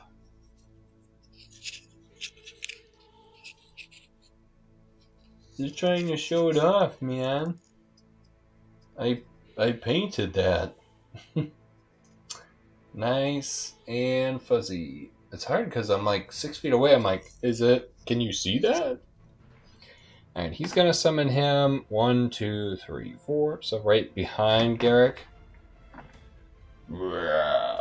And the Conquering Manticore says, when it enters the battlefield, gain control of target creature and opponent controls. Until end of turn, that gains haste. Until end of turn. So I'm going to have him control the Chocobo and jump over and attack Garruk with the Chocobo. It's so funny because I kind of put the Chocobo out there for Garruk to be having. And the Chocobo said, I'm part of the game. You can't do what I want you to do. So I guess the Chocobo is going to go to Squall. Let's see. Chocobo attacks Garruk. And I'm going to make it unblockable because of reasons. And he gets hit for 1. Feather Step. Alright, so now it's still Squall's turn. Squall's going to take a step forward. I am going to spin this guy around though. That way his like front end's attacking Garruk. I am going to move Squall over so he attacks Garruk head on.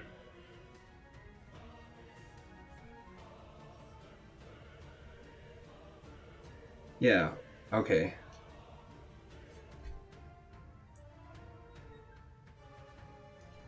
Yeah, let's see. I'm gonna just start out strong.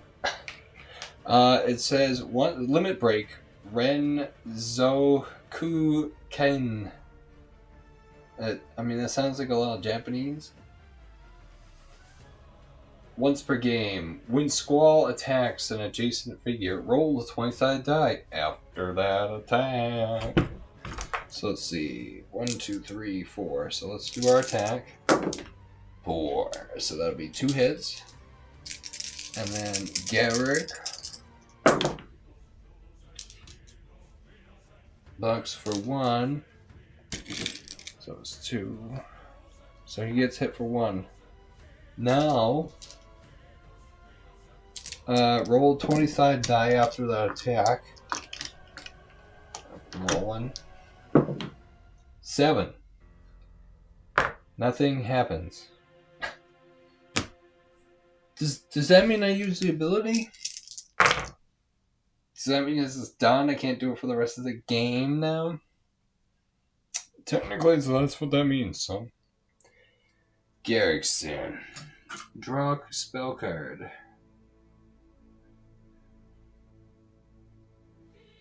Garruk is gonna summon the Pumbleroot Elementals. Let's see. Oh, and they got 4, 3, and have trample. He's gonna throw them right in the water. Whoosh. Whoosh. 1. Whoosh. 2. Whoosh. 3. Whoosh. Alright. Now Garruk is gonna attack Squall.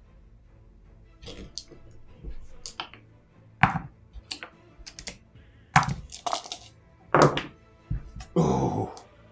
4 hits. Deadly. 2. We take 2. Gunblade counter. If Squall is attacked by an adjacent figure and receives no damage. Oh, never mind. To any friendly? If he's adjacent to any friendly? No, he's not. Oh boy. Okay. That was Garruk's turn.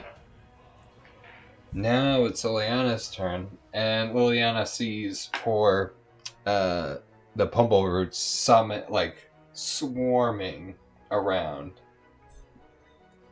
poor Squall there. Oh yeah. Is Liliana even in there? Yeah, she is. Just barely. I'm still here. I'm going to have Liliana.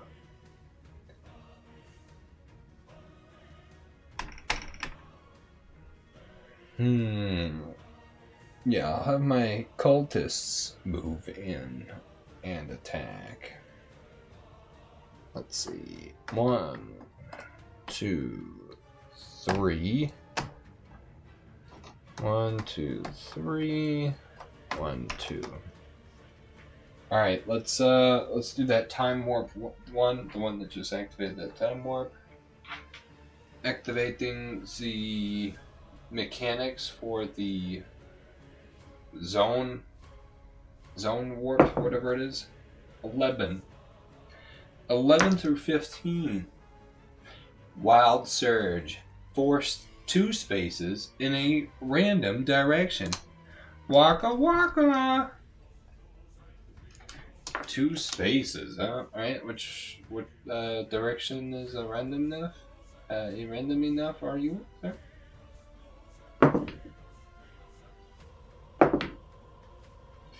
You go that way, which is different than probably the way I was born. That way. So 2, so you get hit 2 back. Flies over this guy. 1, 2. And that uses that temporal anomaly.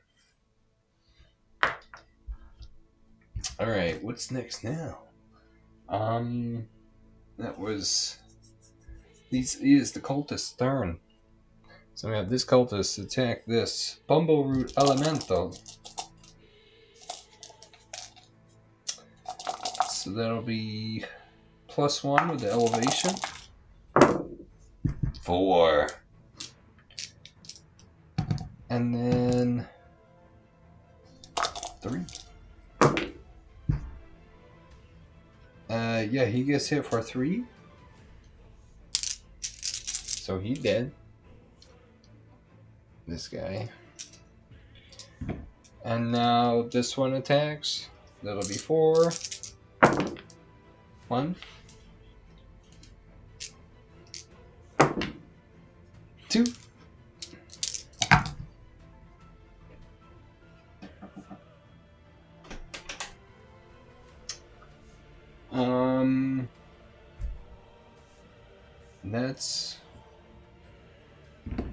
That's that guy. Those guys. Yeah, the other one got ejected. Now it's Squall's turn. And instead of Squall,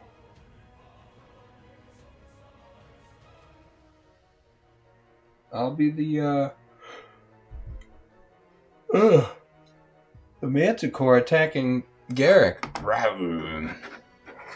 Yeah, so it's gonna be these two fighting each other.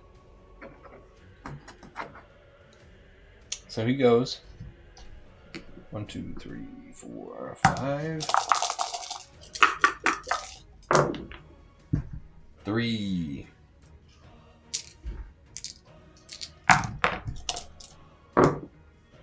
2. He takes 1.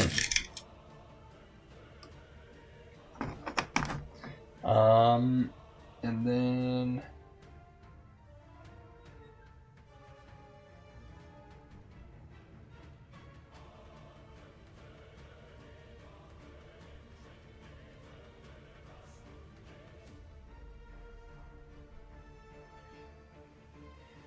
yeah, I'm gonna be Garruk. Alright, oh, Garruk is surrounded by all these guys. Oh, he's gonna have the Pumbleroots though. He's gonna be the Pumbleroots attacking Squall. Squall was Gunblade. Alright. Can you guys even see that? No, the Manticore is kind of in the way.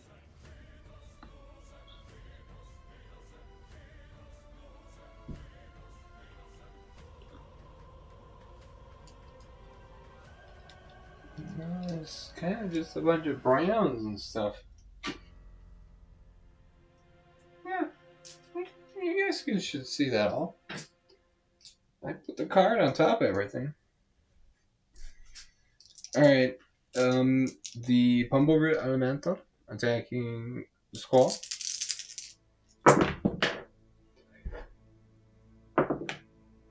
One.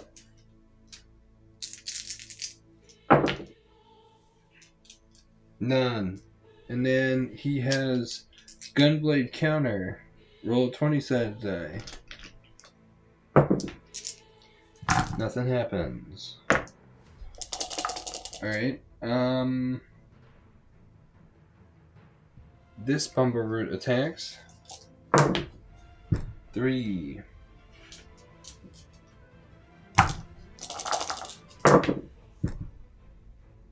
2.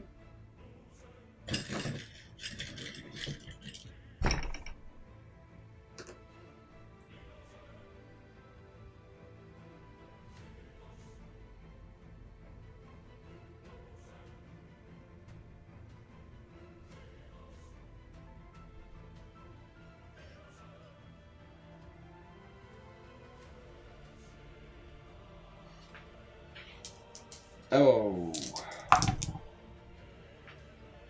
Okay. Alright. Yeah, Squall. Lone Wolf Discipline.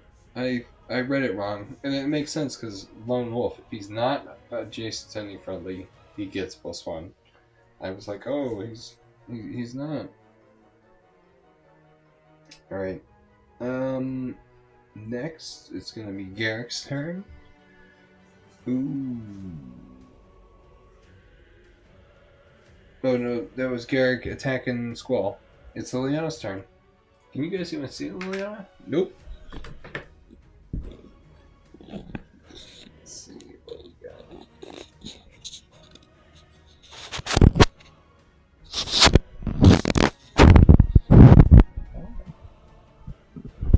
Surprisingly hot. Hot. Alright, that's a good angle. So, Liliana, let's see, draw her spell card.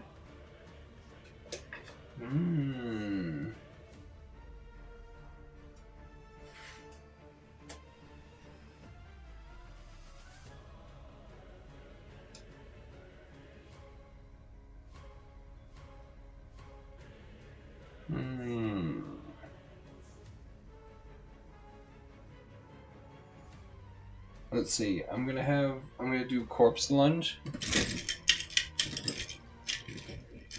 Deals 2 damage to a Planeswalker you control, so to Liliana. And then I'm going to choose a creature you control within 4 clear sight spaces of it. 1, 2, 3, 4. So this guy. When that creature attacks for the first time this turn, it can attack an additional time.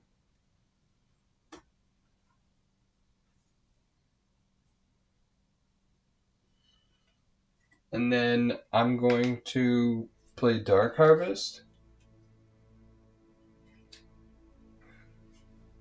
Only a unique squad. When you enchant a squad with Dark Harvest, destroy a creature in that squad. Gives +3 attack. So I'll kill this guy that's behind the fire stove there. Or the fireplace. Yeah.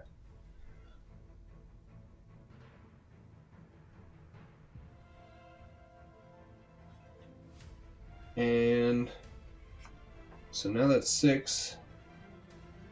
Alright, so now let's do the I've gotta move this Skurstag. 1, 2, 3. Can't move through engaged figures. I'm pretty sure I read that somewhere.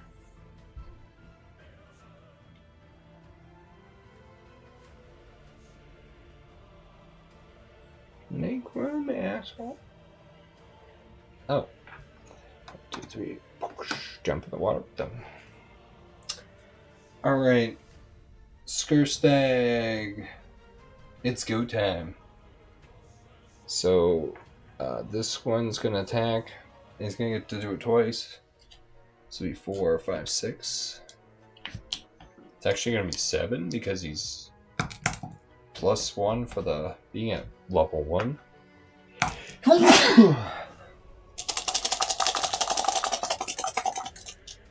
Yeah, because that's the Dark Harvest along with Corpse Lounge. Alright. 2. And then 2. And then again 3.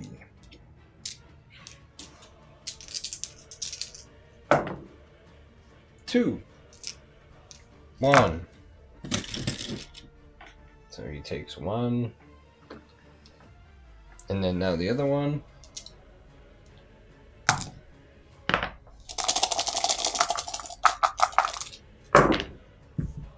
1, 2, 3, 4, 5.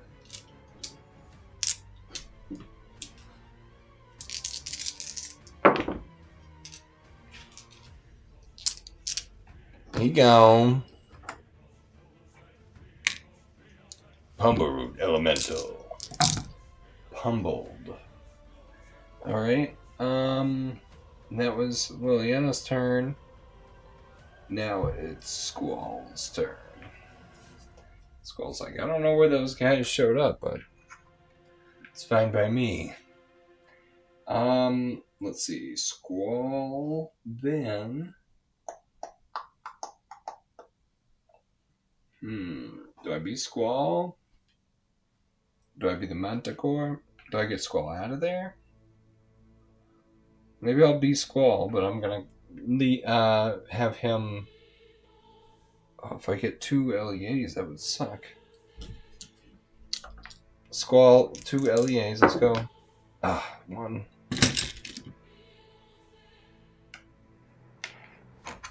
1, 2, 3, 4.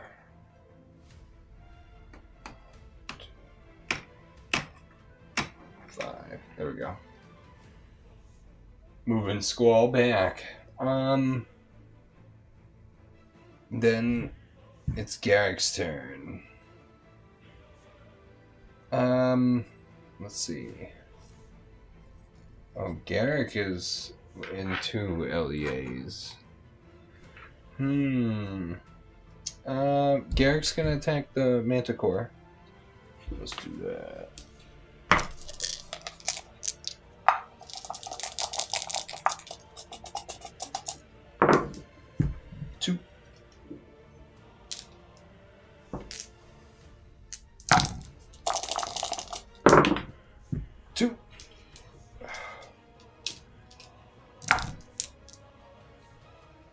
Back to Liliana, and let's see, her cultists. This one's gonna jump up and out of the water. This one's gonna go 1, 2, 3, 4, 5. This one will attack Garruk. Ooh, and this is 6.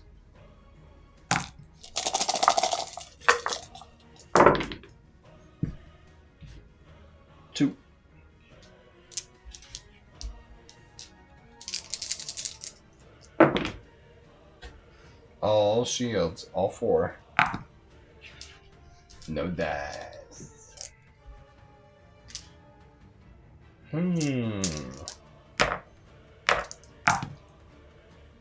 Alright, so that's Liliana's turn. Now it's Squall's turn.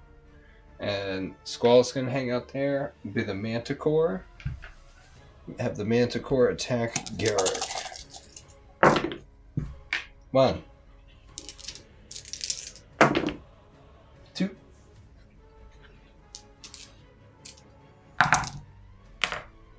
And That's the Manticore's turn. Now it's Garruk's turn. Gonna be the Pumbleroot Elemental, and then he's gonna attack the Cultist. Yeah, it's only got one.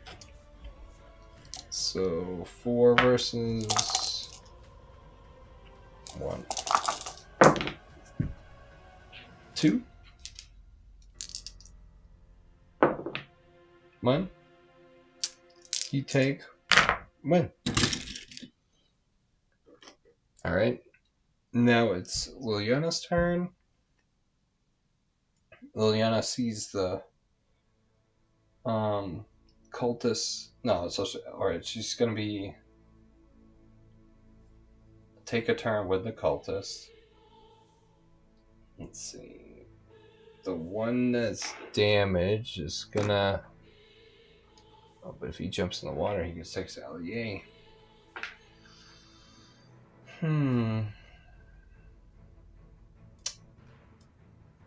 Liliana is gonna hurt this cultist. Let's see. 1, 2, 1, 2. Jump in the water. That cultist versus Garruk. 1, 2, 3, 4, 5, 6. That was 4, so it was 4. 2. And he takes 2.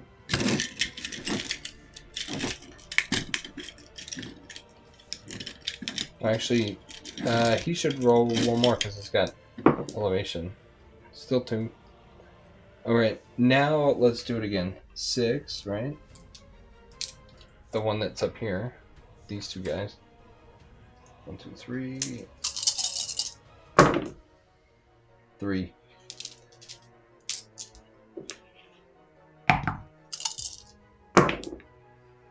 One. But that's 2 more.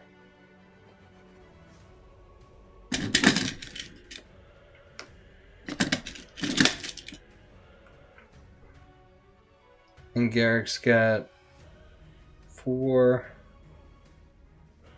5, 6, 7 damage on him. He's almost dead. And now it's Squall's turn. And Squall's going to take a turn with the Manticore. And he's going to attack Garruk. 2. 3. I'm just going to find where that dice fell.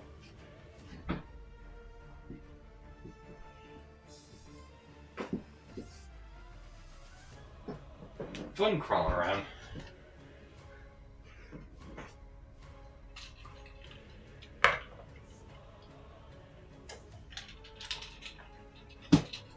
Alright.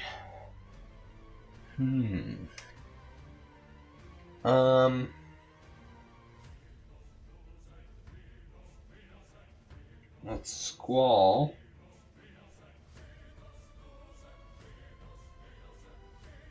Now it's Garruk's turn. Garruk, he's surrounded.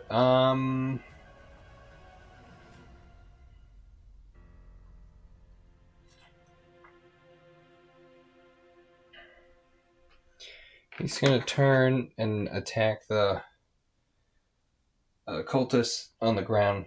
Yeah. 4. Here you go. Yeah, the one on the ground. I mean the one in the water. Alright. Liliana's turn, but then it'll be the cultist. Whenever. Oh.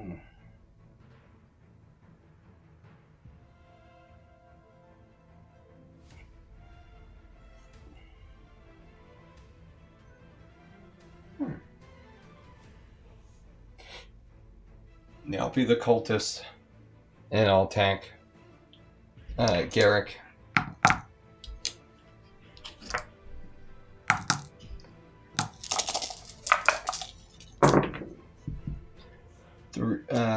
Three hits.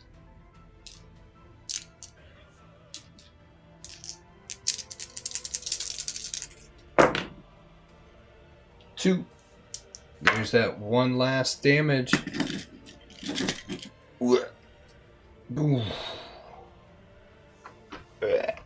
There it is. Garruk Wildspeaker has fallen.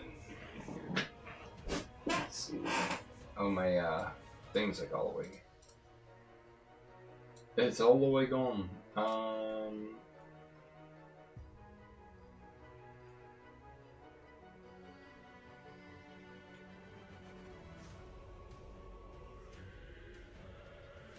Try not to die quickly. Alright, and then... I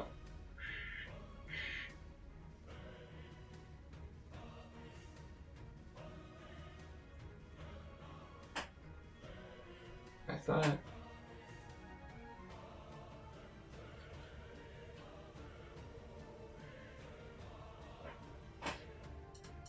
Okay. Yeah.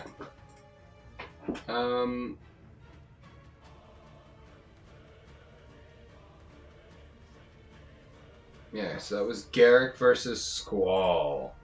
And it looks like Squall won. Alright, was this the landing remake? No. Let's go back to Limit Break Radio.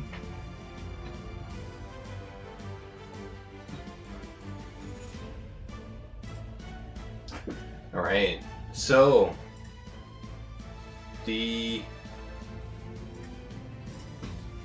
losing my train of thought here. Liliana, try not to die too quickly. So Liliana says, "You're a powerful one, Squall."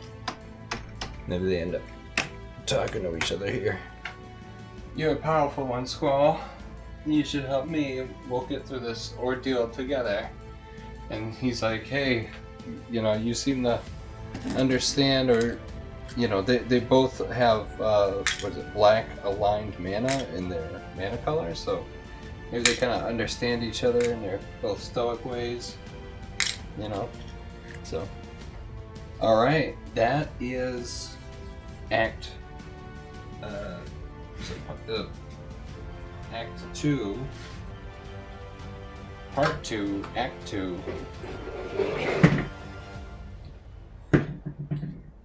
And the players, after defeating Garruk, get a bond token.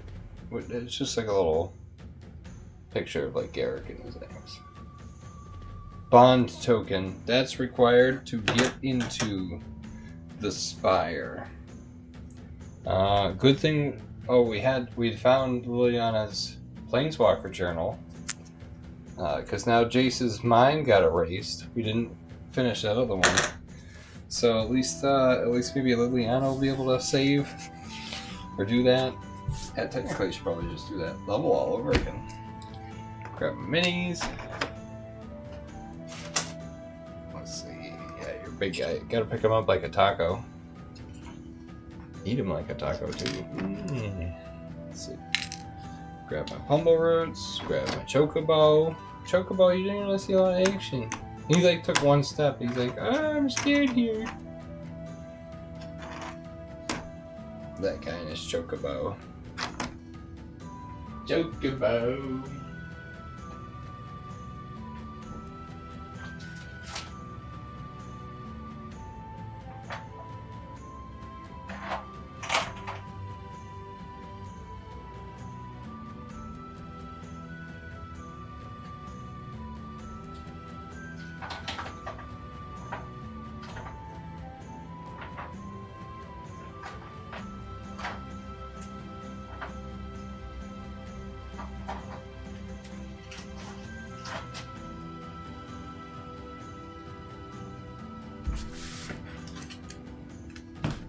Alright, you guys, yeah, this is kind of like the intermission.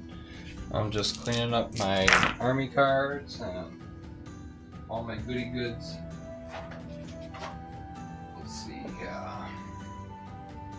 where's my piece of cardboard?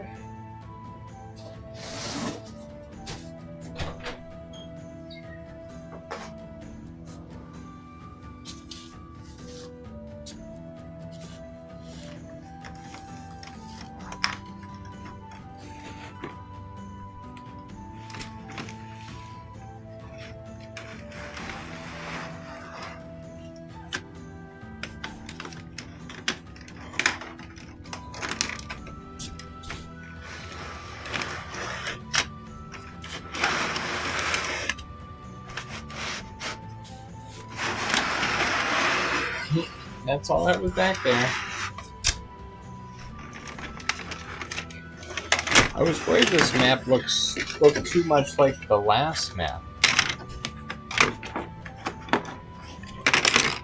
The other funny thing is, the maps take forever to make, but they sure come apart so easily. Take it away.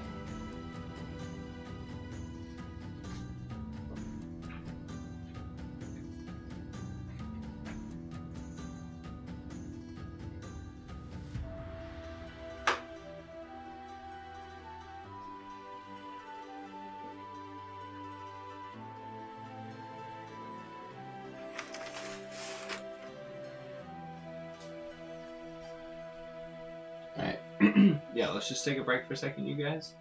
I'll be right back.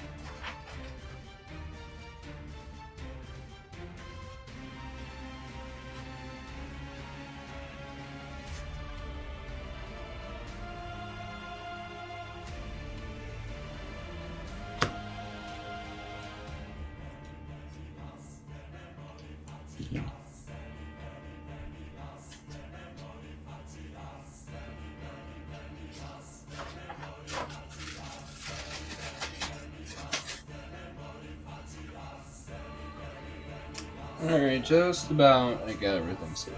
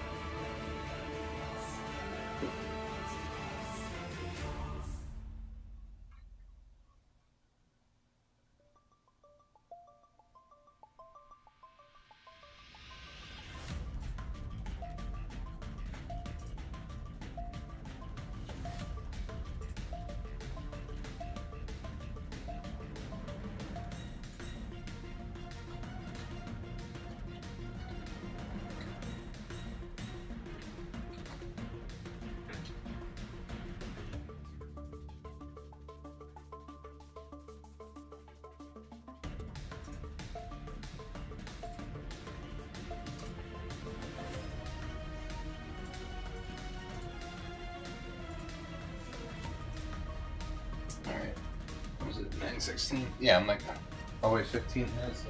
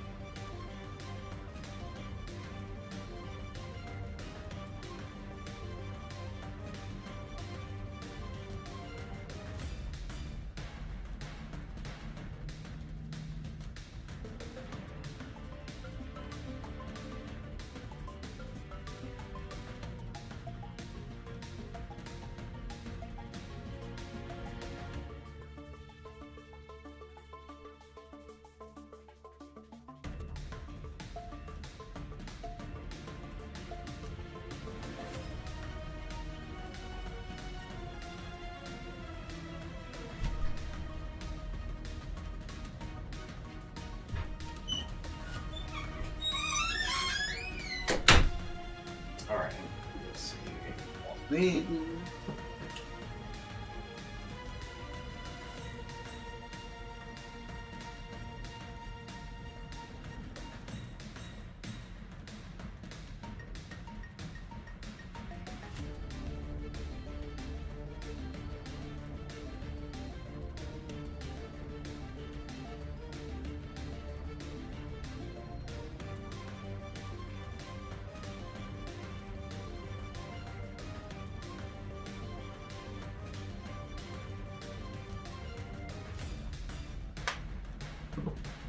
Alright. Let's see. Final Fantasy. Ooh! Look at that! Where the hell are we? Oh, I probably need to change the background and then you guys will have a better understanding what I'm trying to replicate here for the game. Let's see here. There we go. It's like, stop fighting me!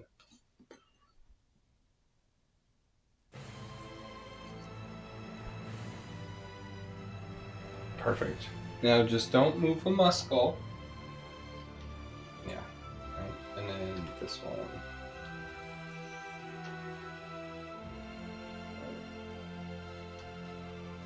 Yeah, that's pretty much it. It's hard to know which way to adjust it. I feel like I do it and then it's like wrong. Alright, that's pretty good. Background story. Let's see.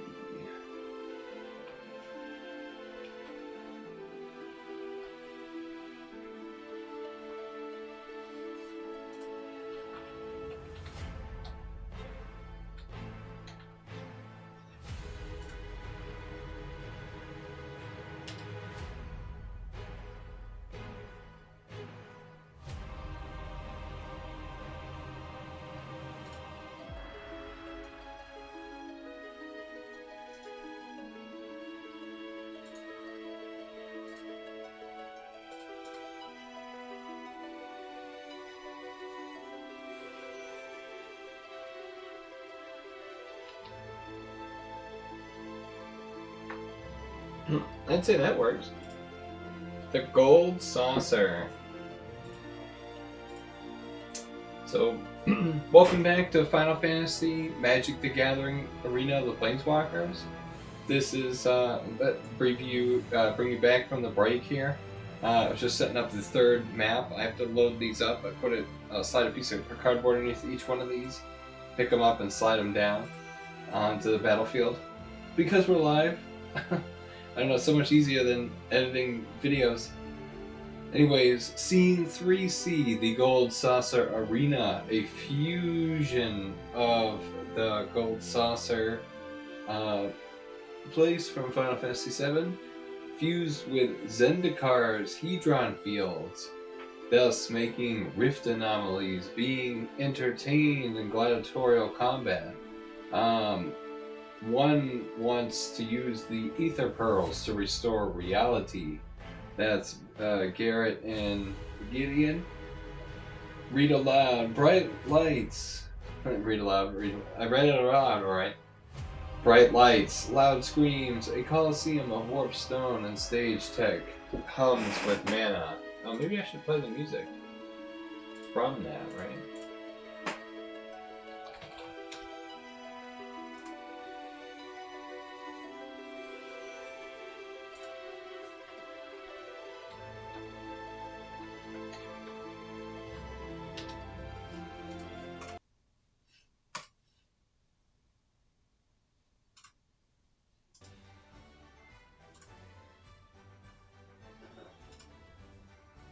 Alright, I think that's the theme. I don't think I've ever heard that or know anything about it, but I wonder if you hear the guy like run around. Let's do this one. That seems more like a safe bet. Alright, that's the Gold Saucer theme. Let's do it. Alright. Read aloud. So, tonight, a coliseum of warp stone and stage tech hums with mana. This whole thing, all the rift anomalies. Let's see. Tonight, booming a voice roars, the fallen angel versus the spark killer. You see him, wings, black blade, Sephiroth. He does seem right? So, alright, we're gonna have this crazy, dazzling, high-stakes duel arena. I really like the way this map came out. I really think it looks like an arena. When you talk about Magic Arena of the Planeswalkers, you know, it does. I mean, I think it's neat because of the different colors. It's very bright, looks great on the screen. So I think of Arena, and I even use Arena of the Planeswalker the tiles in it with the sand. So trying to make it arena-like. Let's add some of those spatial time anomaly glyphs. Like I said, that was what happened here, right? Some of Zendikar fused with. Yeah, we'll put a time anomaly right there. We'll put a time anomaly maybe over here. And then we'll put a time anomaly over here. I mean, yeah, kind of just random. I even could add more. Let's add more! More shenanigans! Let's add more time anomalies. We'll put one right here. Oh, is that too close to the glyph? Yeah, I think that's all too close to the glyph. Oh, isn't that one then too close to the glyph? Yeah, that's a little too close to the glyph. I'll put one there, and I'll put one there. Oh, you could put them all spaced evenly throughout. Look at that. Now it's some real synergy stuff. Uh-oh. Look out, space-time. Yeah, I'm coming knocking. So, alright. The Spark Killer. Alright, so what do we have here? So in the middle we have, I guess, what is that? Allies, right? Barrett.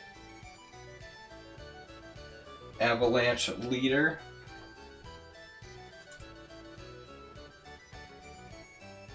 Yeah. Barrett and Gideon. Planeswalker of Justice. Champion of Zendikar. Let's see. And then on the other side, what did they say? So the Spark Killer, I guess that would be Gideon or and then the one-winged angel, Sephiroth. Bum bum bum.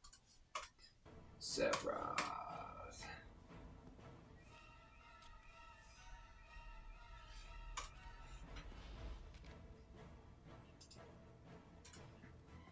so I'll play that. Sephiroth music, and then we also have Sorin.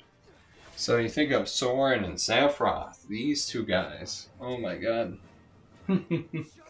And then, to top it all off, we open up these doors.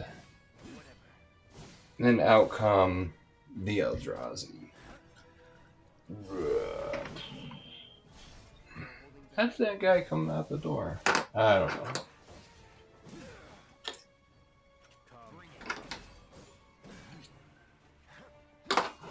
So they've got a big ring, a big pen for their entertainment.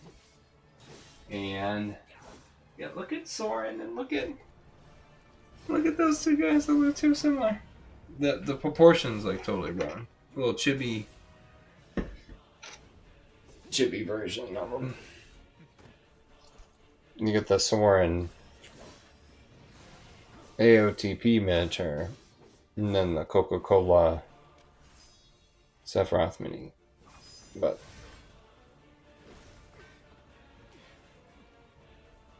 that'll work. We'll figure it out. Alright. They're miniatures, dude.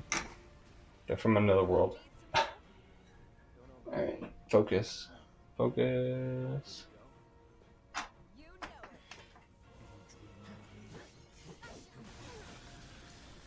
Alright. And, action. Draw 3 cards for Sorin. Draw 3 cards for Gideon.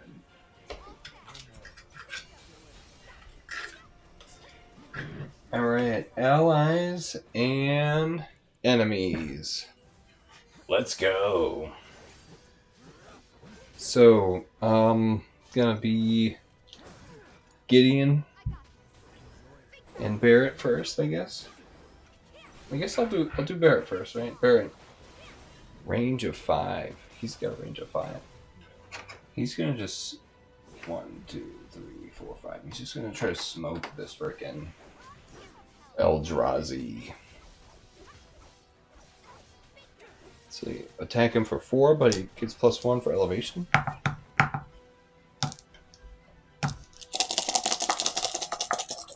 And he's got reach 3 levels above or below. And he is 1, 2. What is it? Because it's 1, 2, 3. He is 3.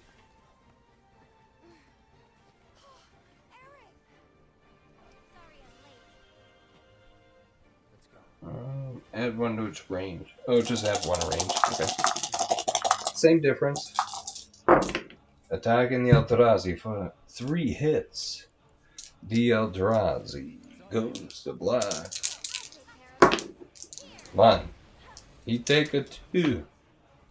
That kills the Eldrazi. Good job, Barrett, dude. Alright, now it's Gideon's turn. I know what to do, says Gideon. Let's see. It's his first turn. I'm not going to have him draw. Actually, technically, I should have gone first with Gideon. So I'll do that next time. Gideon first. 1, 2, 3, 4, 5. I'll summon onto the Time Rift. You can do that, right? Yeah, if you want your guy to turn to soup. 1, 2, 3, 4, 5.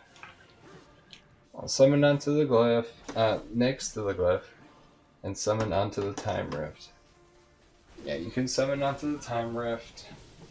If you want, Gideon, it could be like that.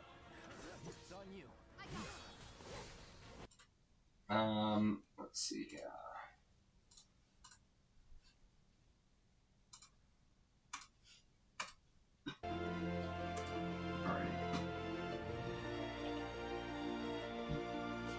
Roll a 20-sided die for the effect.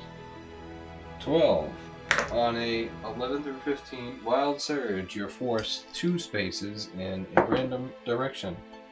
That's this way, so he gets thrown 2 spaces, and he lands on a glyph. And it's a knowledge glyph. Now, he didn't get summoned on the glyph. He got summoned there, but the effect threw him. So, Gideon gets to draw a card. It's Felt Almighty. I'm going to move. Gideon. So let's flip that over. Flip it.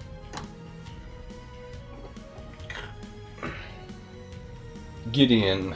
I know how to handle this. 1, 2, 3, 4. He activates the time anomaly. 10. 6 through 10. Chrono Stagger. Lose 1 movement next round. Alright, and then you still have 1 more move. I'm just gonna leave him there. Yeah, they're gonna come to him. Yeah, they are. Alright, I already did a turn with Barrett. Guess what? It is a turn with Sorin. Sorin, he sees all those other guys gotten summoned. He's gonna summon his Malakir, Blood Chasers. 1, 2, 3, 4, 5.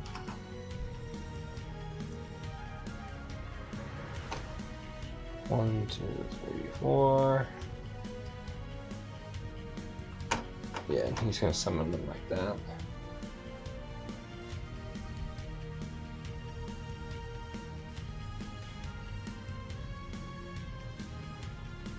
Sorin's gonna move up 6. He's gonna go 1, 2, 3, 4, 5, and activate this time. Time Rift. Time Rift activated. Chrono Stagger. Lose 1 movement next round. Okay. Actually, maybe we'll put those on here.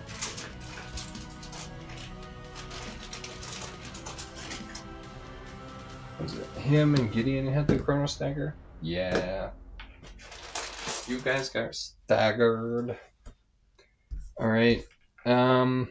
He's not adjacent to anybody, so he's just standing there watching, waiting for somebody to come towards him. Watching what's going to happen or come out of this other time rift. Alright, Sephiroth's turn. Yeah, I'll take a turn with like Sephiroth.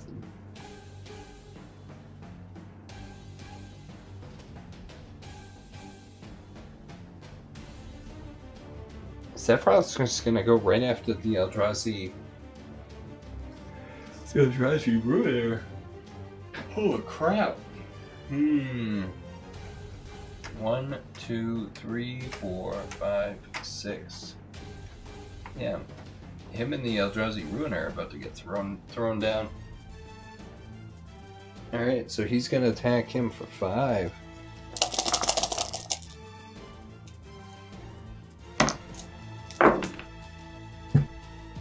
Three.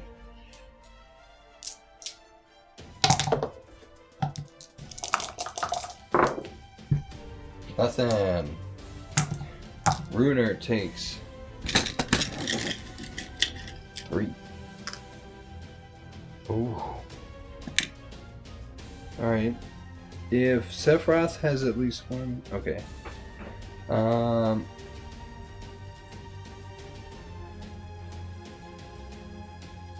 Mass Immune Reach. Yeah, that was the hard one to figure out. Alright. I'll take a turn with the Eldrazi. So now is the Eldrazi's turn. I'll attack it with the Eldrazi Ruiner to Sephiroth.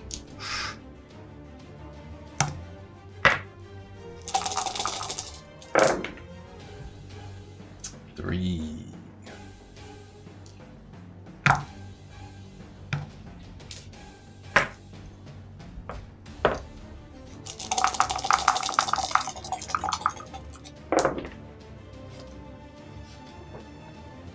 1, so he takes 2.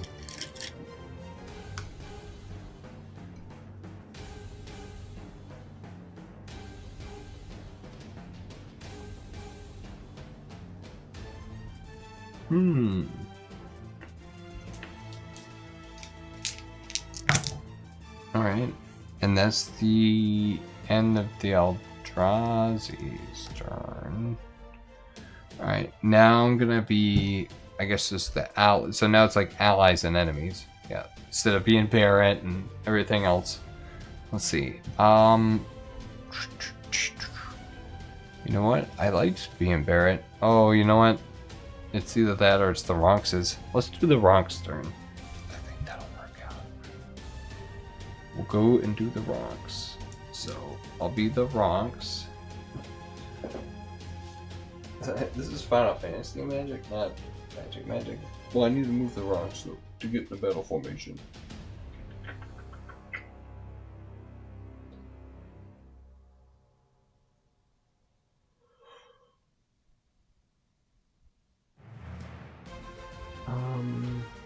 This one, oh, that was the knowledge glyph. Oh, he's adjacent to 2. He's adjacent to 1. He's still adjacent. Which, yeah, he still is adjacent. Now, the second he steps on the glyph, he's not adjacent. Well, I'll just take 1 LEA. Alright, 1 LEA. Nothing. He chose the toughness glyph. And then this other Rocks veteran, he's not adjacent to anybody. What stand? 1, 2. So which one was this one? Knowledge. So draw another slow card.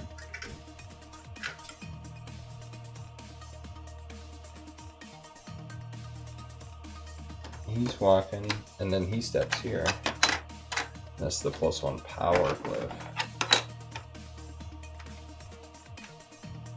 And now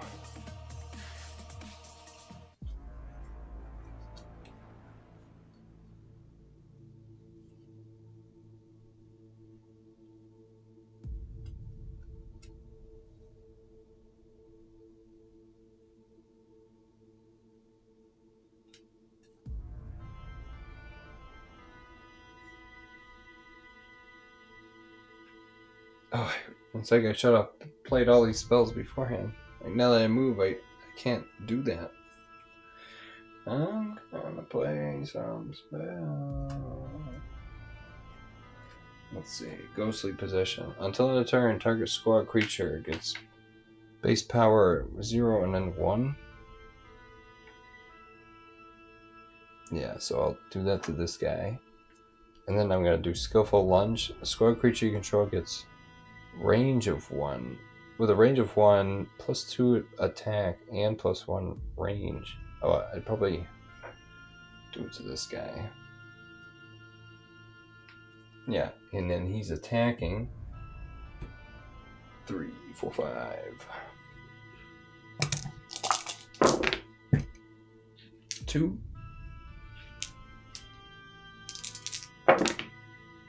2. Alright. Oh, no, there was one more. And then this guy attacks. Oh, what am I doing? He had 1 toughness. Alright, I'm screwing the whole thing up. So it's 3, 4, 5, 6.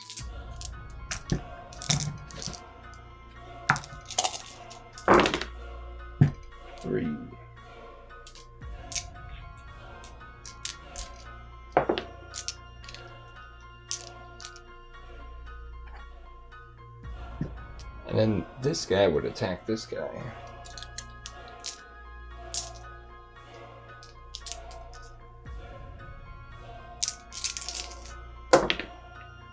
Two.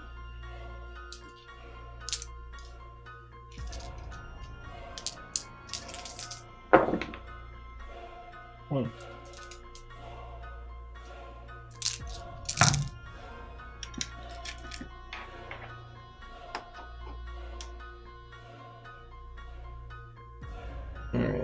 the Sorin turn. Guess I have.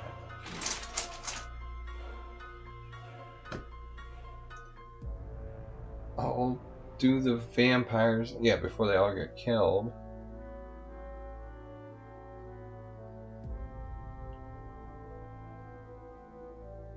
Yeah, they got lifelink. 2. Yeah, well, let's attack this one. This one guy by himself. So there'd be 4. Let me see if I want to.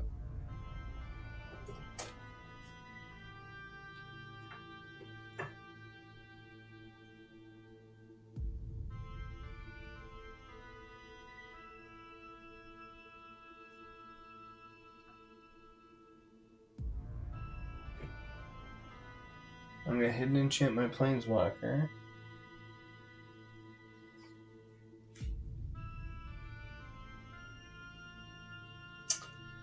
There's no point in that. No point in that. Alright. Yeah, I'll be the Blood Chasers. They move and attack. So let's see, it's got 4. 1. And then it's got 2. But then plus 1. 1. The other one attacking. 2.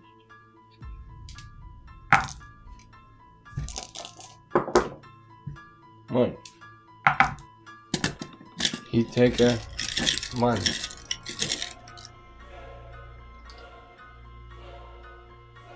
That's the end of his turn.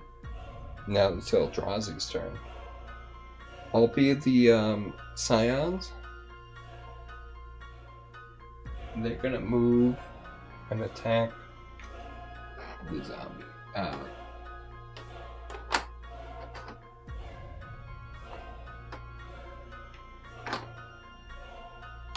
Move and attack the vampires. Let's see here. 3. So this one against this vampire.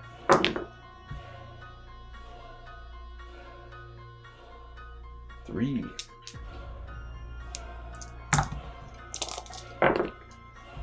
1. He takes 2. He's gone. The other 1. 2.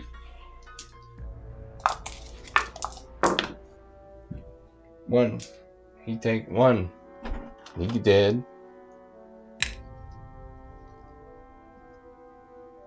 And that kills all of the Malakir Blood Chasers. Now it's back to Gideon. Allies. Let's see, Gideon. Oh man.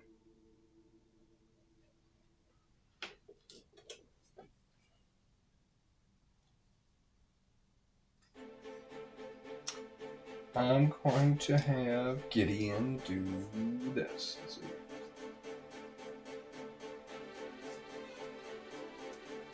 I'm going to have Gideon... oh, he's got a move of 4. Shit.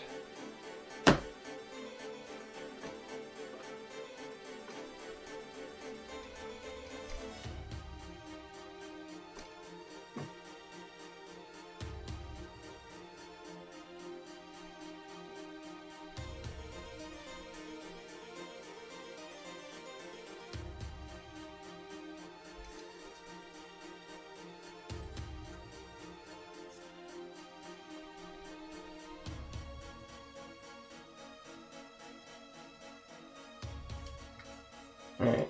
I'm going to play Inspired Charge. All creatures you control within 8 clear size space level white Planeswalker get +2 attack and +1 defense. So I'll do that. And then I'll be the Rocks Veteran.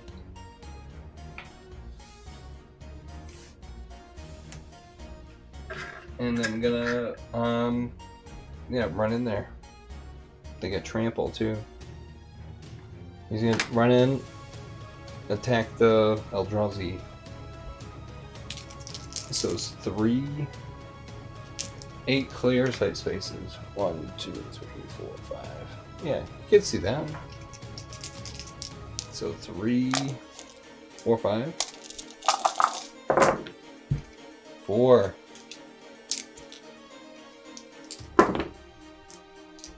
1, 3. Eldrazi spawn.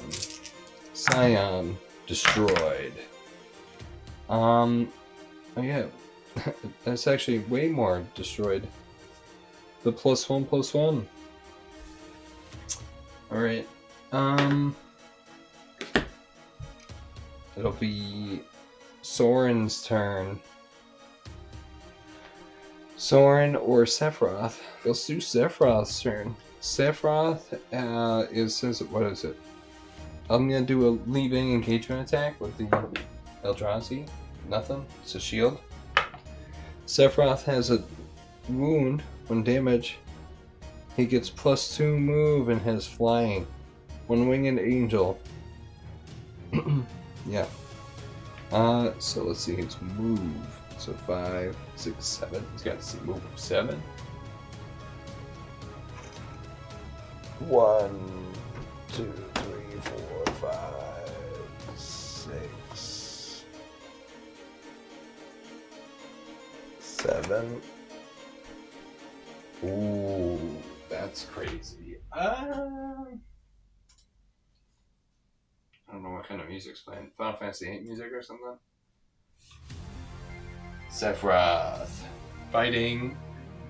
Okay, but he can also use Masamune's Reach. Masamune moves 3 if Sephiroth moves 3 or more in a turn, he may attack a figure up to 2 side spaces away. Alright, so he's gonna attack Barrett. 5.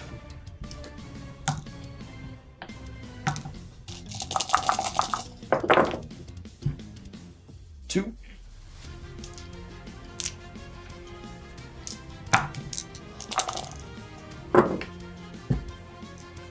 He takes it. 2.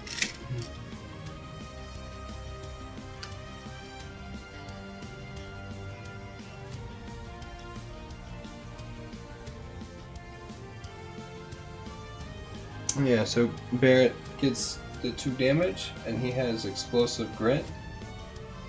If he has 2 or more damage markers on him, he gets +1 defense and gains hexproof.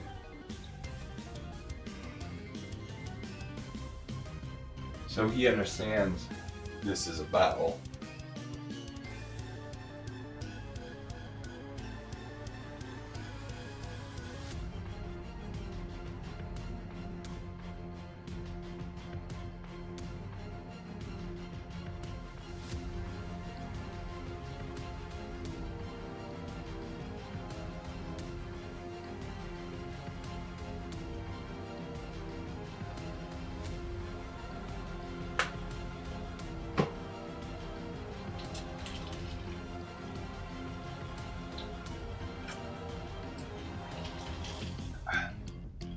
Alright.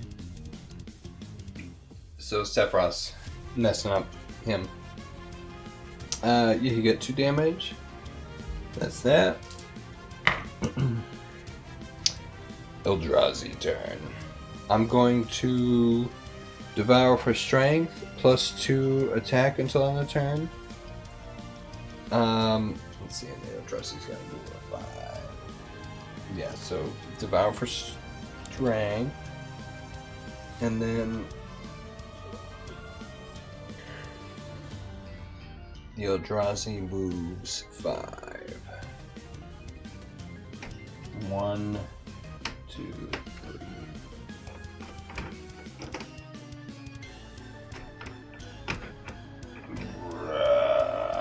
And he's attacking Gideon, even though he's like behind or beside him or whatever. This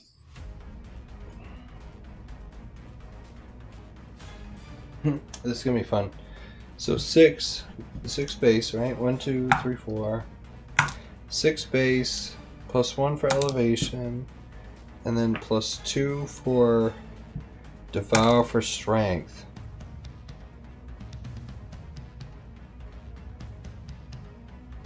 So 6, 7, 8, 9, 10. 10 dice.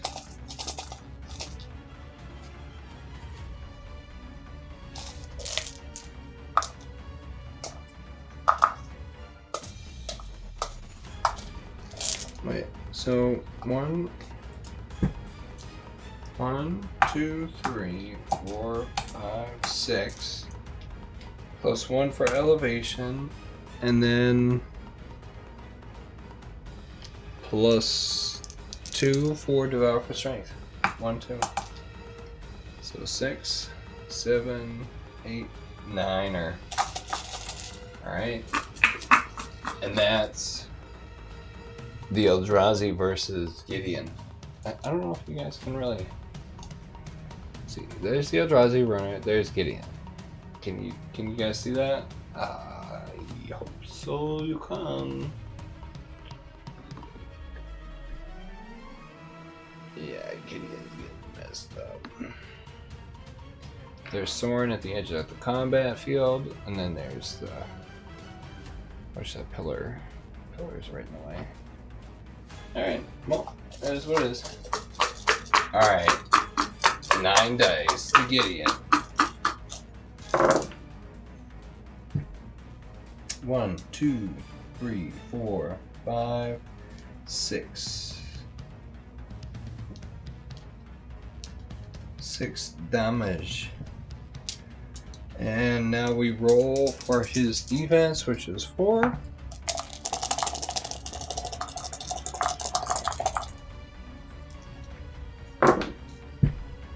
He blocks for 1. Now I rolled a 20-sided die to see if he takes that 5 damage. On a 16 or higher, 17. Indestructible shield. If Gideon would receive 1 or more damage from an attack, you may roll the 20-sided die. On a 16 or higher, ignore all damage from that attack. So all 5 damage ignored. Ooh boy. Is that what kind of game I want to be playing? I don't know, I might have to shut this down. Alright, so that was a 9 dice attack to Gideon Planeswalker. He has no damage on him. I've got what is it? Ooh.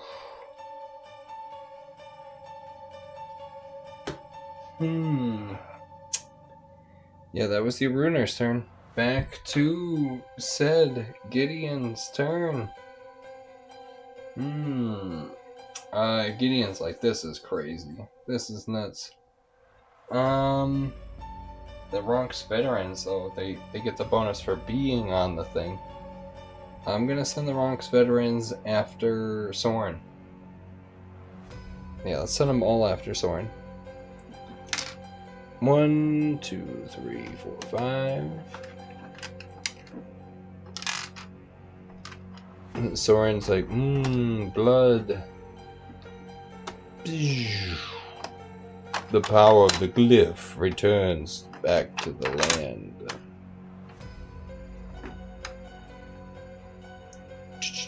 Time to get pummeled. Oh, they're no longer within 1, 2, 3, 4, 5, 6, 7. What? They're still within 8 clear site spaces? I don't. The only one that probably can't see him is 1, 2, 3, 4, 5, 6, 7, 8. Yeah, it's 8, exactly 8. 1, 2, 3, 4, 5, 6, 7, 8. I can see that. It's just this guy can't. Alright, these two guys will start their attack. 3, 4, 5.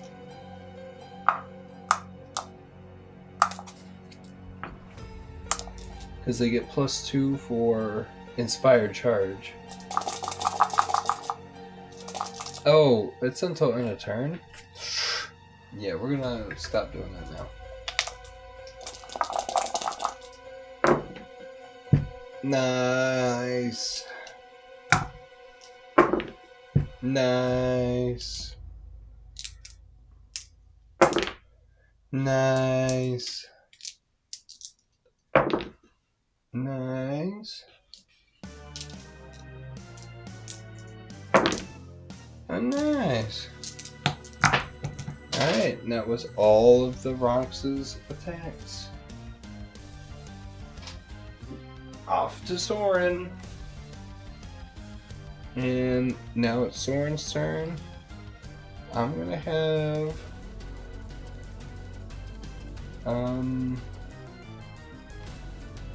yeah, Sorin. Sorin's like surrounded. He's just gonna try to. When Sorin attacks, he may attack each adjacent figure once. Oof. Alright. I'm just gonna roll once for. Oh! I'm just gonna roll once for all attacking, all adjacent guys. So that's all the Ronx's. I'm gonna say all 5. Yeah. Saving time here. And then that's 2, and then you get +1 for each Ronx veteran you control adjacent to it. So that'll be 2, so that'll be 3. It's still not enough. 2, 3, 2, 3, yeah. All these guys are dead.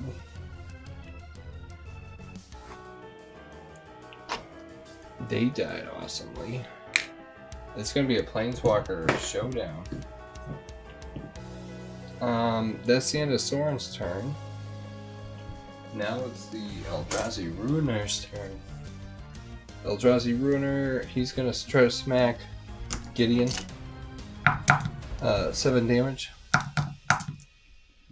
He's gonna roll 7 attack dice. Got 2 hits.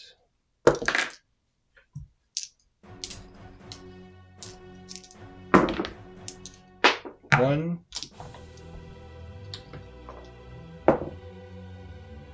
He take 1. That's how you get through. That's how you get to hit that Gideon. Get past the indestructibility. Indestructible. Alright. Back to Gideon. I'm gonna be Gideon. Gideon's gonna try to punch that Eldrazi Runner.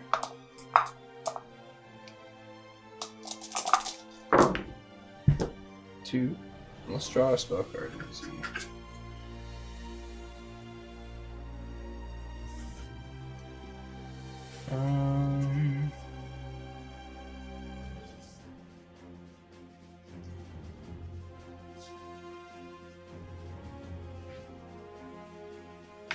Let's see. So he got 3 hits.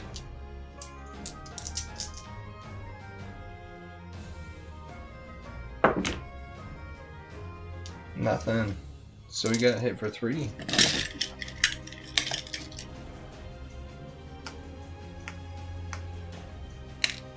So the Ruiner has 6 damage on him.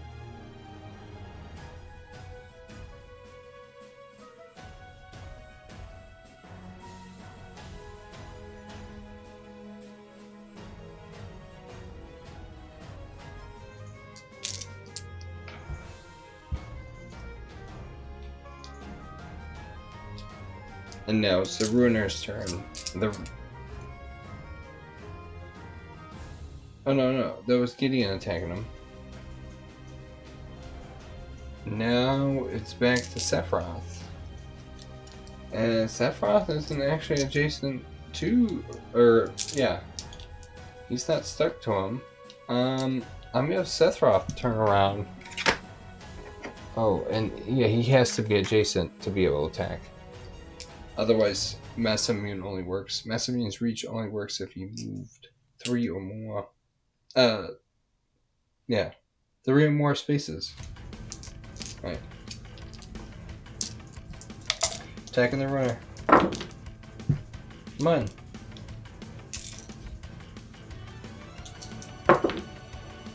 One. Ruiner's turn. He attacks Gideon.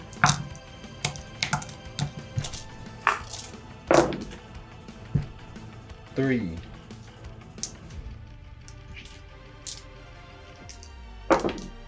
One. So that 2 damage. 2 damage. Now he's got 3 damage on him.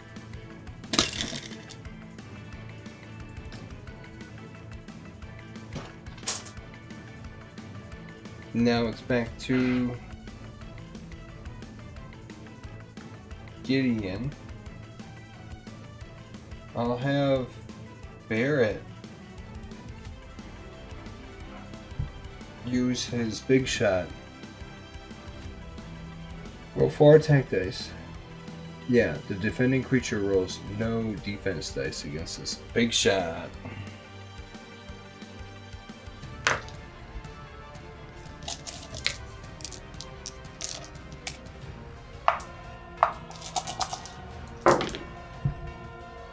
One.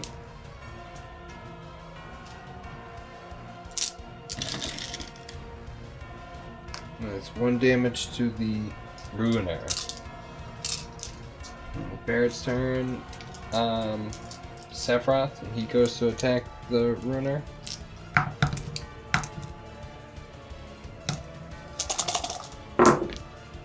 Two.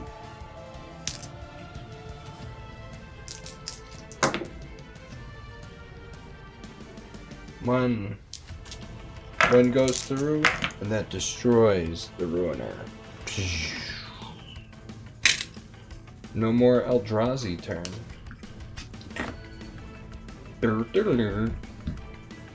Alright, now it's back to Gideon. I'm gonna have Barrett use his Suppressing Fire. Attacks twice this turn. Oh, must target.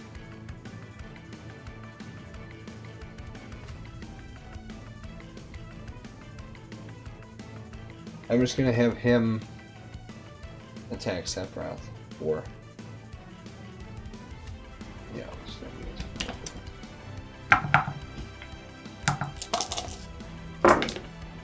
one.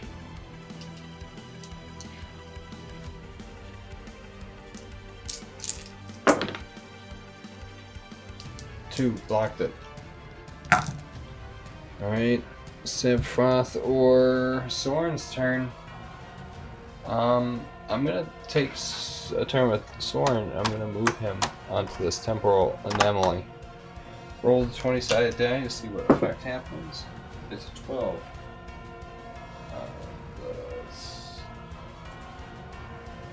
11 through 15, Wild Surge. You are moved 2 spaces in a random direction. I'm gonna slam him up on this glyph, the power glyph. Uh-oh. Back to Gideon. Gideon's like, that's no good. So Gideon thinks, and he's like, well, if you can't fight him. 1, 2, 3, 4, 5.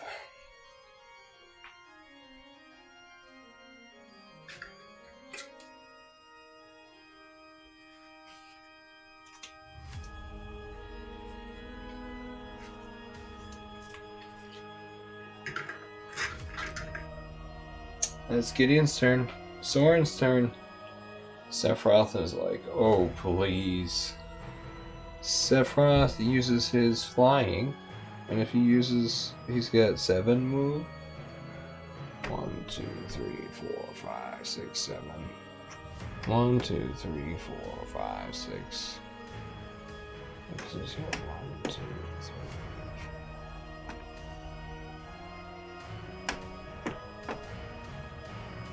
3. 1, 2, 3, 4, 5, 6, 7.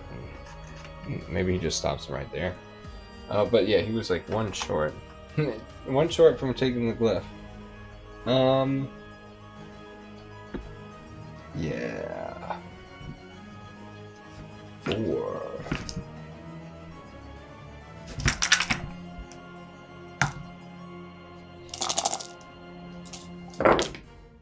2.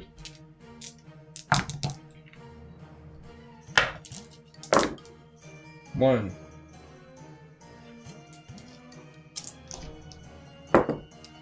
He takes 1.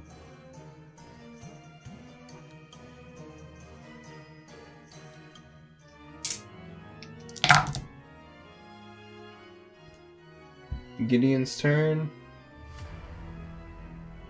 Gideon goes for it.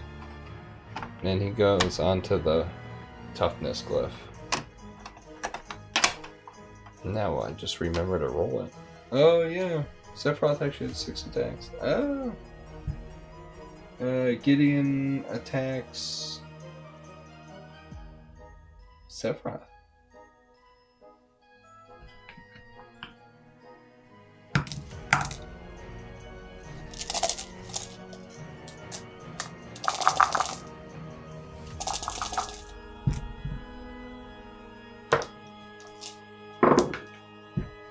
Three.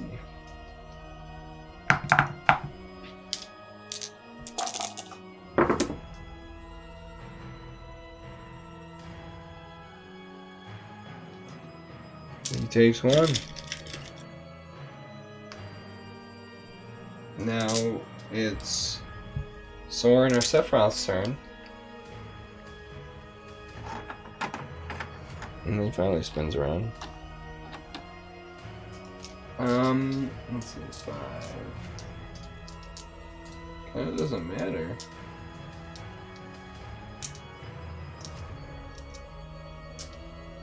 I'm gonna attack with Sephiroth. 1, 2, 3, 4, 5. Plus 1. 4.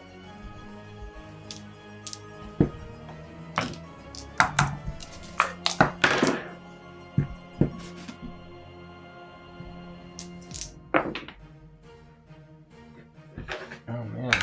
1. So that's 3 hits.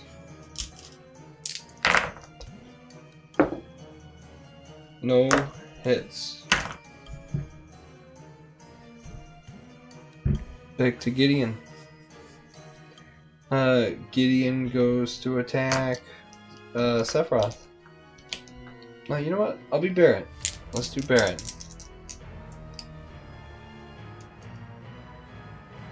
And Barret is suppressing fire. And that is...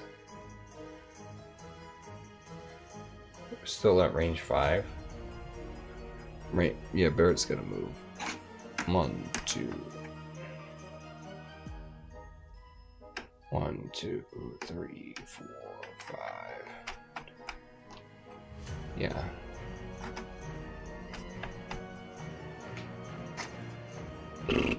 Yeah, he'll be able to shoot right through that. Alright, so that'll be 5. 4 plus 1 more for elevation. Suppressing fire. Barret may attack twice this turn, but must target 2 different creatures. Each attack must be within range, but may not target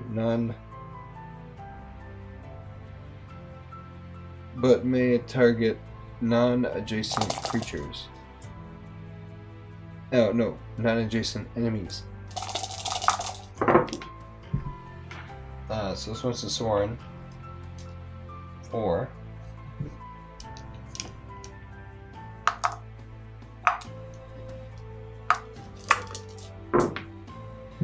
Nothing.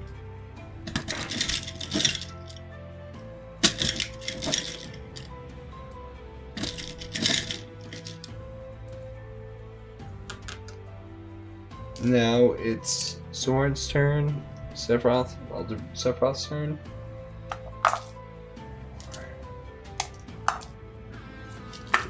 So he attacks Gideon. 3.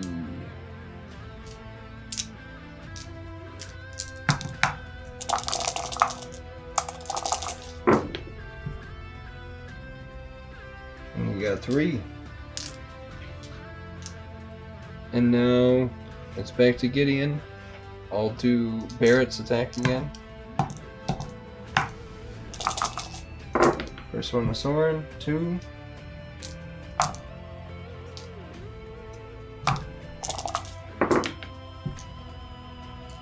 One.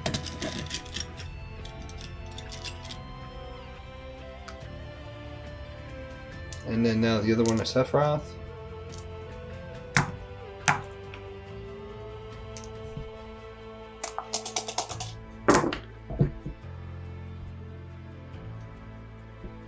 Two.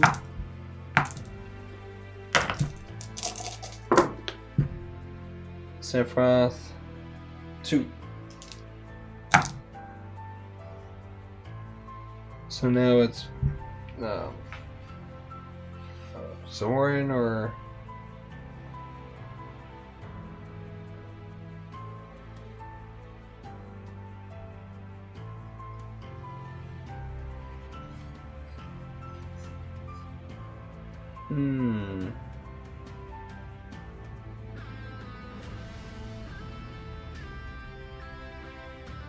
I'll have Sorin attack Gideon.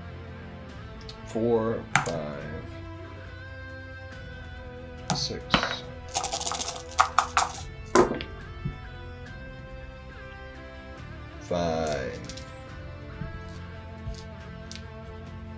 Gideon blocks. 1. So it'd be 4.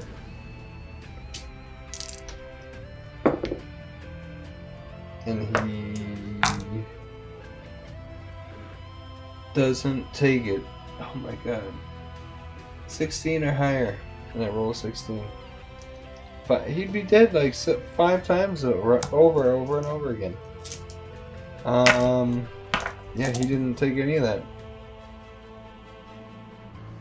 All damage from this attack. 16 or higher, ignore all damage from this attack.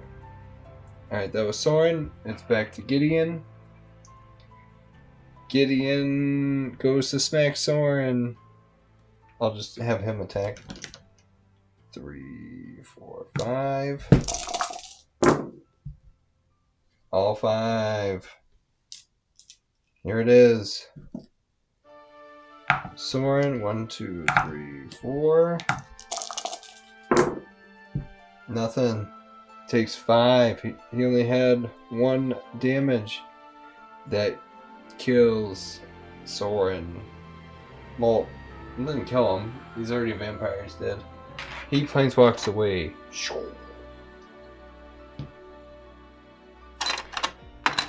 And maybe with that, the Rift magic, this Rift node comes up, starts to spiral around, picks up this Sephiroth clone and takes him away.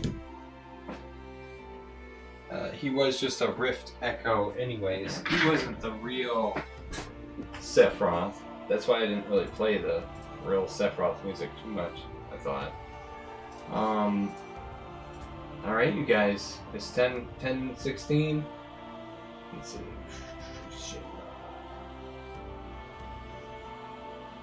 Alright, we did the Simic Battle Arena. We did Garruk versus Squall in the Undercity. We just did the Golden.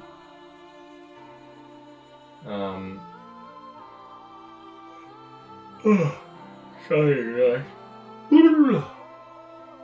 Golden Saucer theme park. Yeah, we had all these different areas and pathways that the Planeswalkers could fight in, so there it is, you guys. That's the game.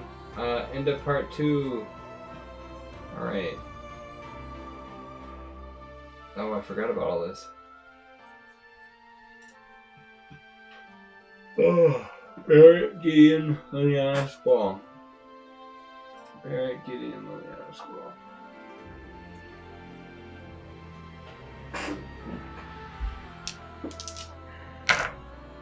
Alright, yeah. Cause yeah, here's Barrett. Here's Gideon. Maybe these two guys will come together again. Hopefully my camera will allow this. Maybe, yeah, here's... Yeah, maybe that's a little bit better, wouldn't they? Have a little bit of elevation to them. Alright. So...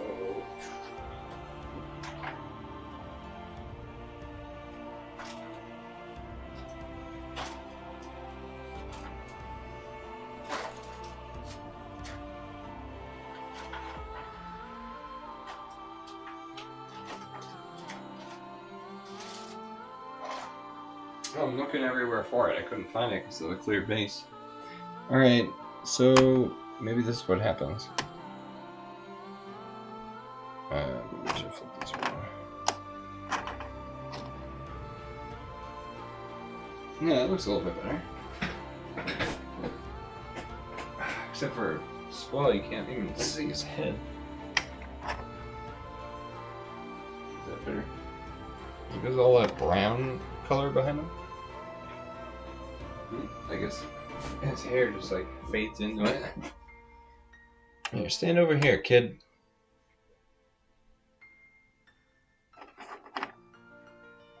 Alright. That's a little bit better. Barrett, Gideon, Liliana. Alright. End of part 2. The fracture of purpose. The group gathers in the shadow of a broken dimensional gate, one of those time anomalies. The dimensional storm has passed, but now smoke rises from the ruins and silence buzzes with tension. I wish I knew what was playing right now. Maybe I'll change it.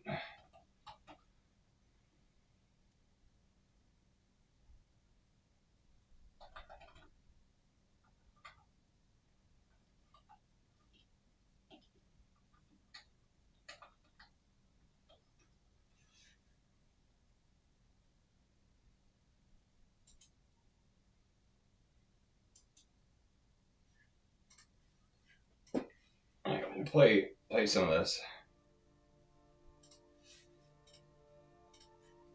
Alright. Smoke rises from the ruins, and the silence buzzes with tension.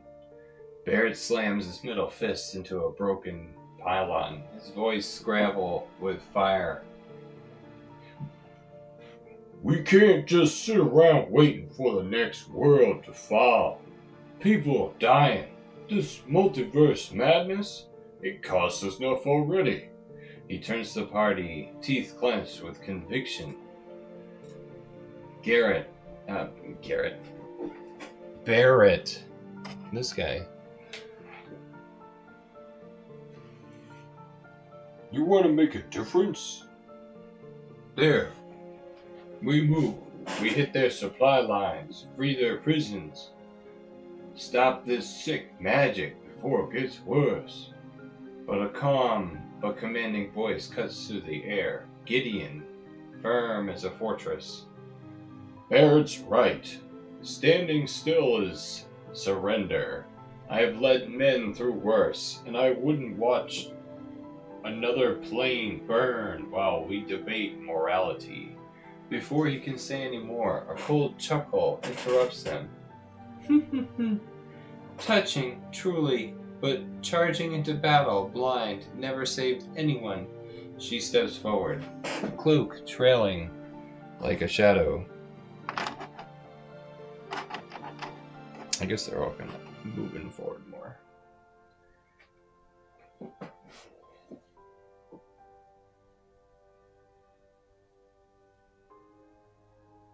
Liliana, if you burn out now, you'll be nothing but another corpse feeding the void. We need control, strategy, and power. Squall stands beside her, arms folded, glazed sharp with his gunblade. Squall, I've seen too many leaders throw their lives away for a cause they didn't understand. We don't even know what we're fighting yet. He looks toward the rift on the horizon, time bending like heat waves. Squall, gather intel, find the source, then we strike. Liliana turns to the group, lips curved in half smile. Come with us, and you might actually live long enough to win. Barrett scoffs, taking a step forward. Or you could just stand with the ones who fight for something. You decide. So now, here it is, you guys. This is kind of a party. Choose your Planeswalker party. You know, I think about...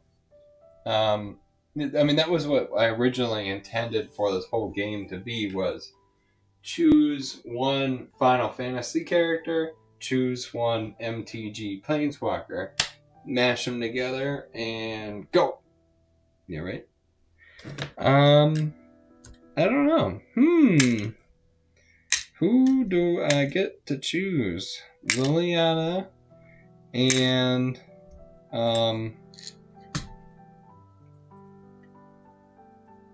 I'm like looking for Liliana's Planeswalker card. I'm like, where? I actually don't see it here. Did she die in combat? Like, I just wanted to read her card. You know what? I'm not gonna choose right now. I'm gonna just say, there it is. The party is divided. You choose the way of, I guess the quote unquote good guys with Gideon and Barrett. Or you can go the way against the anti-hero with Squall and Liliana, and that's its own way. So that helps you kind of figure out which way you're going to go into Act 3. There's one more thing. Let's see. When you defeat... Oh, that's why I was like, oh... Boss fight. Gilgamesh. Yeah, this version of Sephiroth is a Rift entity Sephiroth. So that wasn't even the real Sephiroth. That's the chibi version of Sephiroth. When you defeat, well, you don't really defeat him, but we get Sephiroth's memory. So it was one of those angel feathers. I was supposed to be able to defeat the parts of the level so I could get the tokens, so I could get all three, one of them, so we could go into the next area, which would be like the Spirant Zone. So, yeah, at this moment, the group's hunters, each side expecting you to choose. Do you follow Barrett and Gideon, or join Liliana and Squall in shadowy strategy? Find out next time. Let's see. Oh, and then there's always more, Mikey. Let's see. At the end, the final end, read aloud. Across the sky, a storm erupts in theatrical colors. Lightning sings. Mana freezes mid-air. A floating spire of bone, crystal, and gears erupt from the sky. From within, laughter echoes. Cold, musical. A tyrant's laughter is heard. The tyrant calls you. The party must use the planar key, memory fragment, and bond token that we got from Garruk to enter the final spire. If they do not have all three, they must decide who sacrifices something to open the gate. Dun dun dun! Who sacrifices something? And yeah, I guess technically we don't have one of the things we never got the planar key. Oh, pardon me, from Jace. Yeah, we failed the very first mission, so we'll have to figure out how the party's gonna go forward with that, and how that goes from here. So very cool. There'll be more Final Fantasy. I still got more cards to make, so stay tuned, you guys. Thanks so much for hanging out and watching. I hope this has been enjoyable. I hope I'm doing justice to the Final Fantasy and AOTP stuff. It's fun trying to slap some stuff together. Yeah, I mean, I don't think I'm an expert in it, but I am using this as a chance to learn more about Final Fantasy as the whole franchise. It's something that obviously it's hard to, I mean, it'd be enough to wrap your head around one game, not alone, 16 games. So it's fun. All right, this is Mike, Shinobi Mystic, signing off, you guys. Thanks so much for watching. Take care.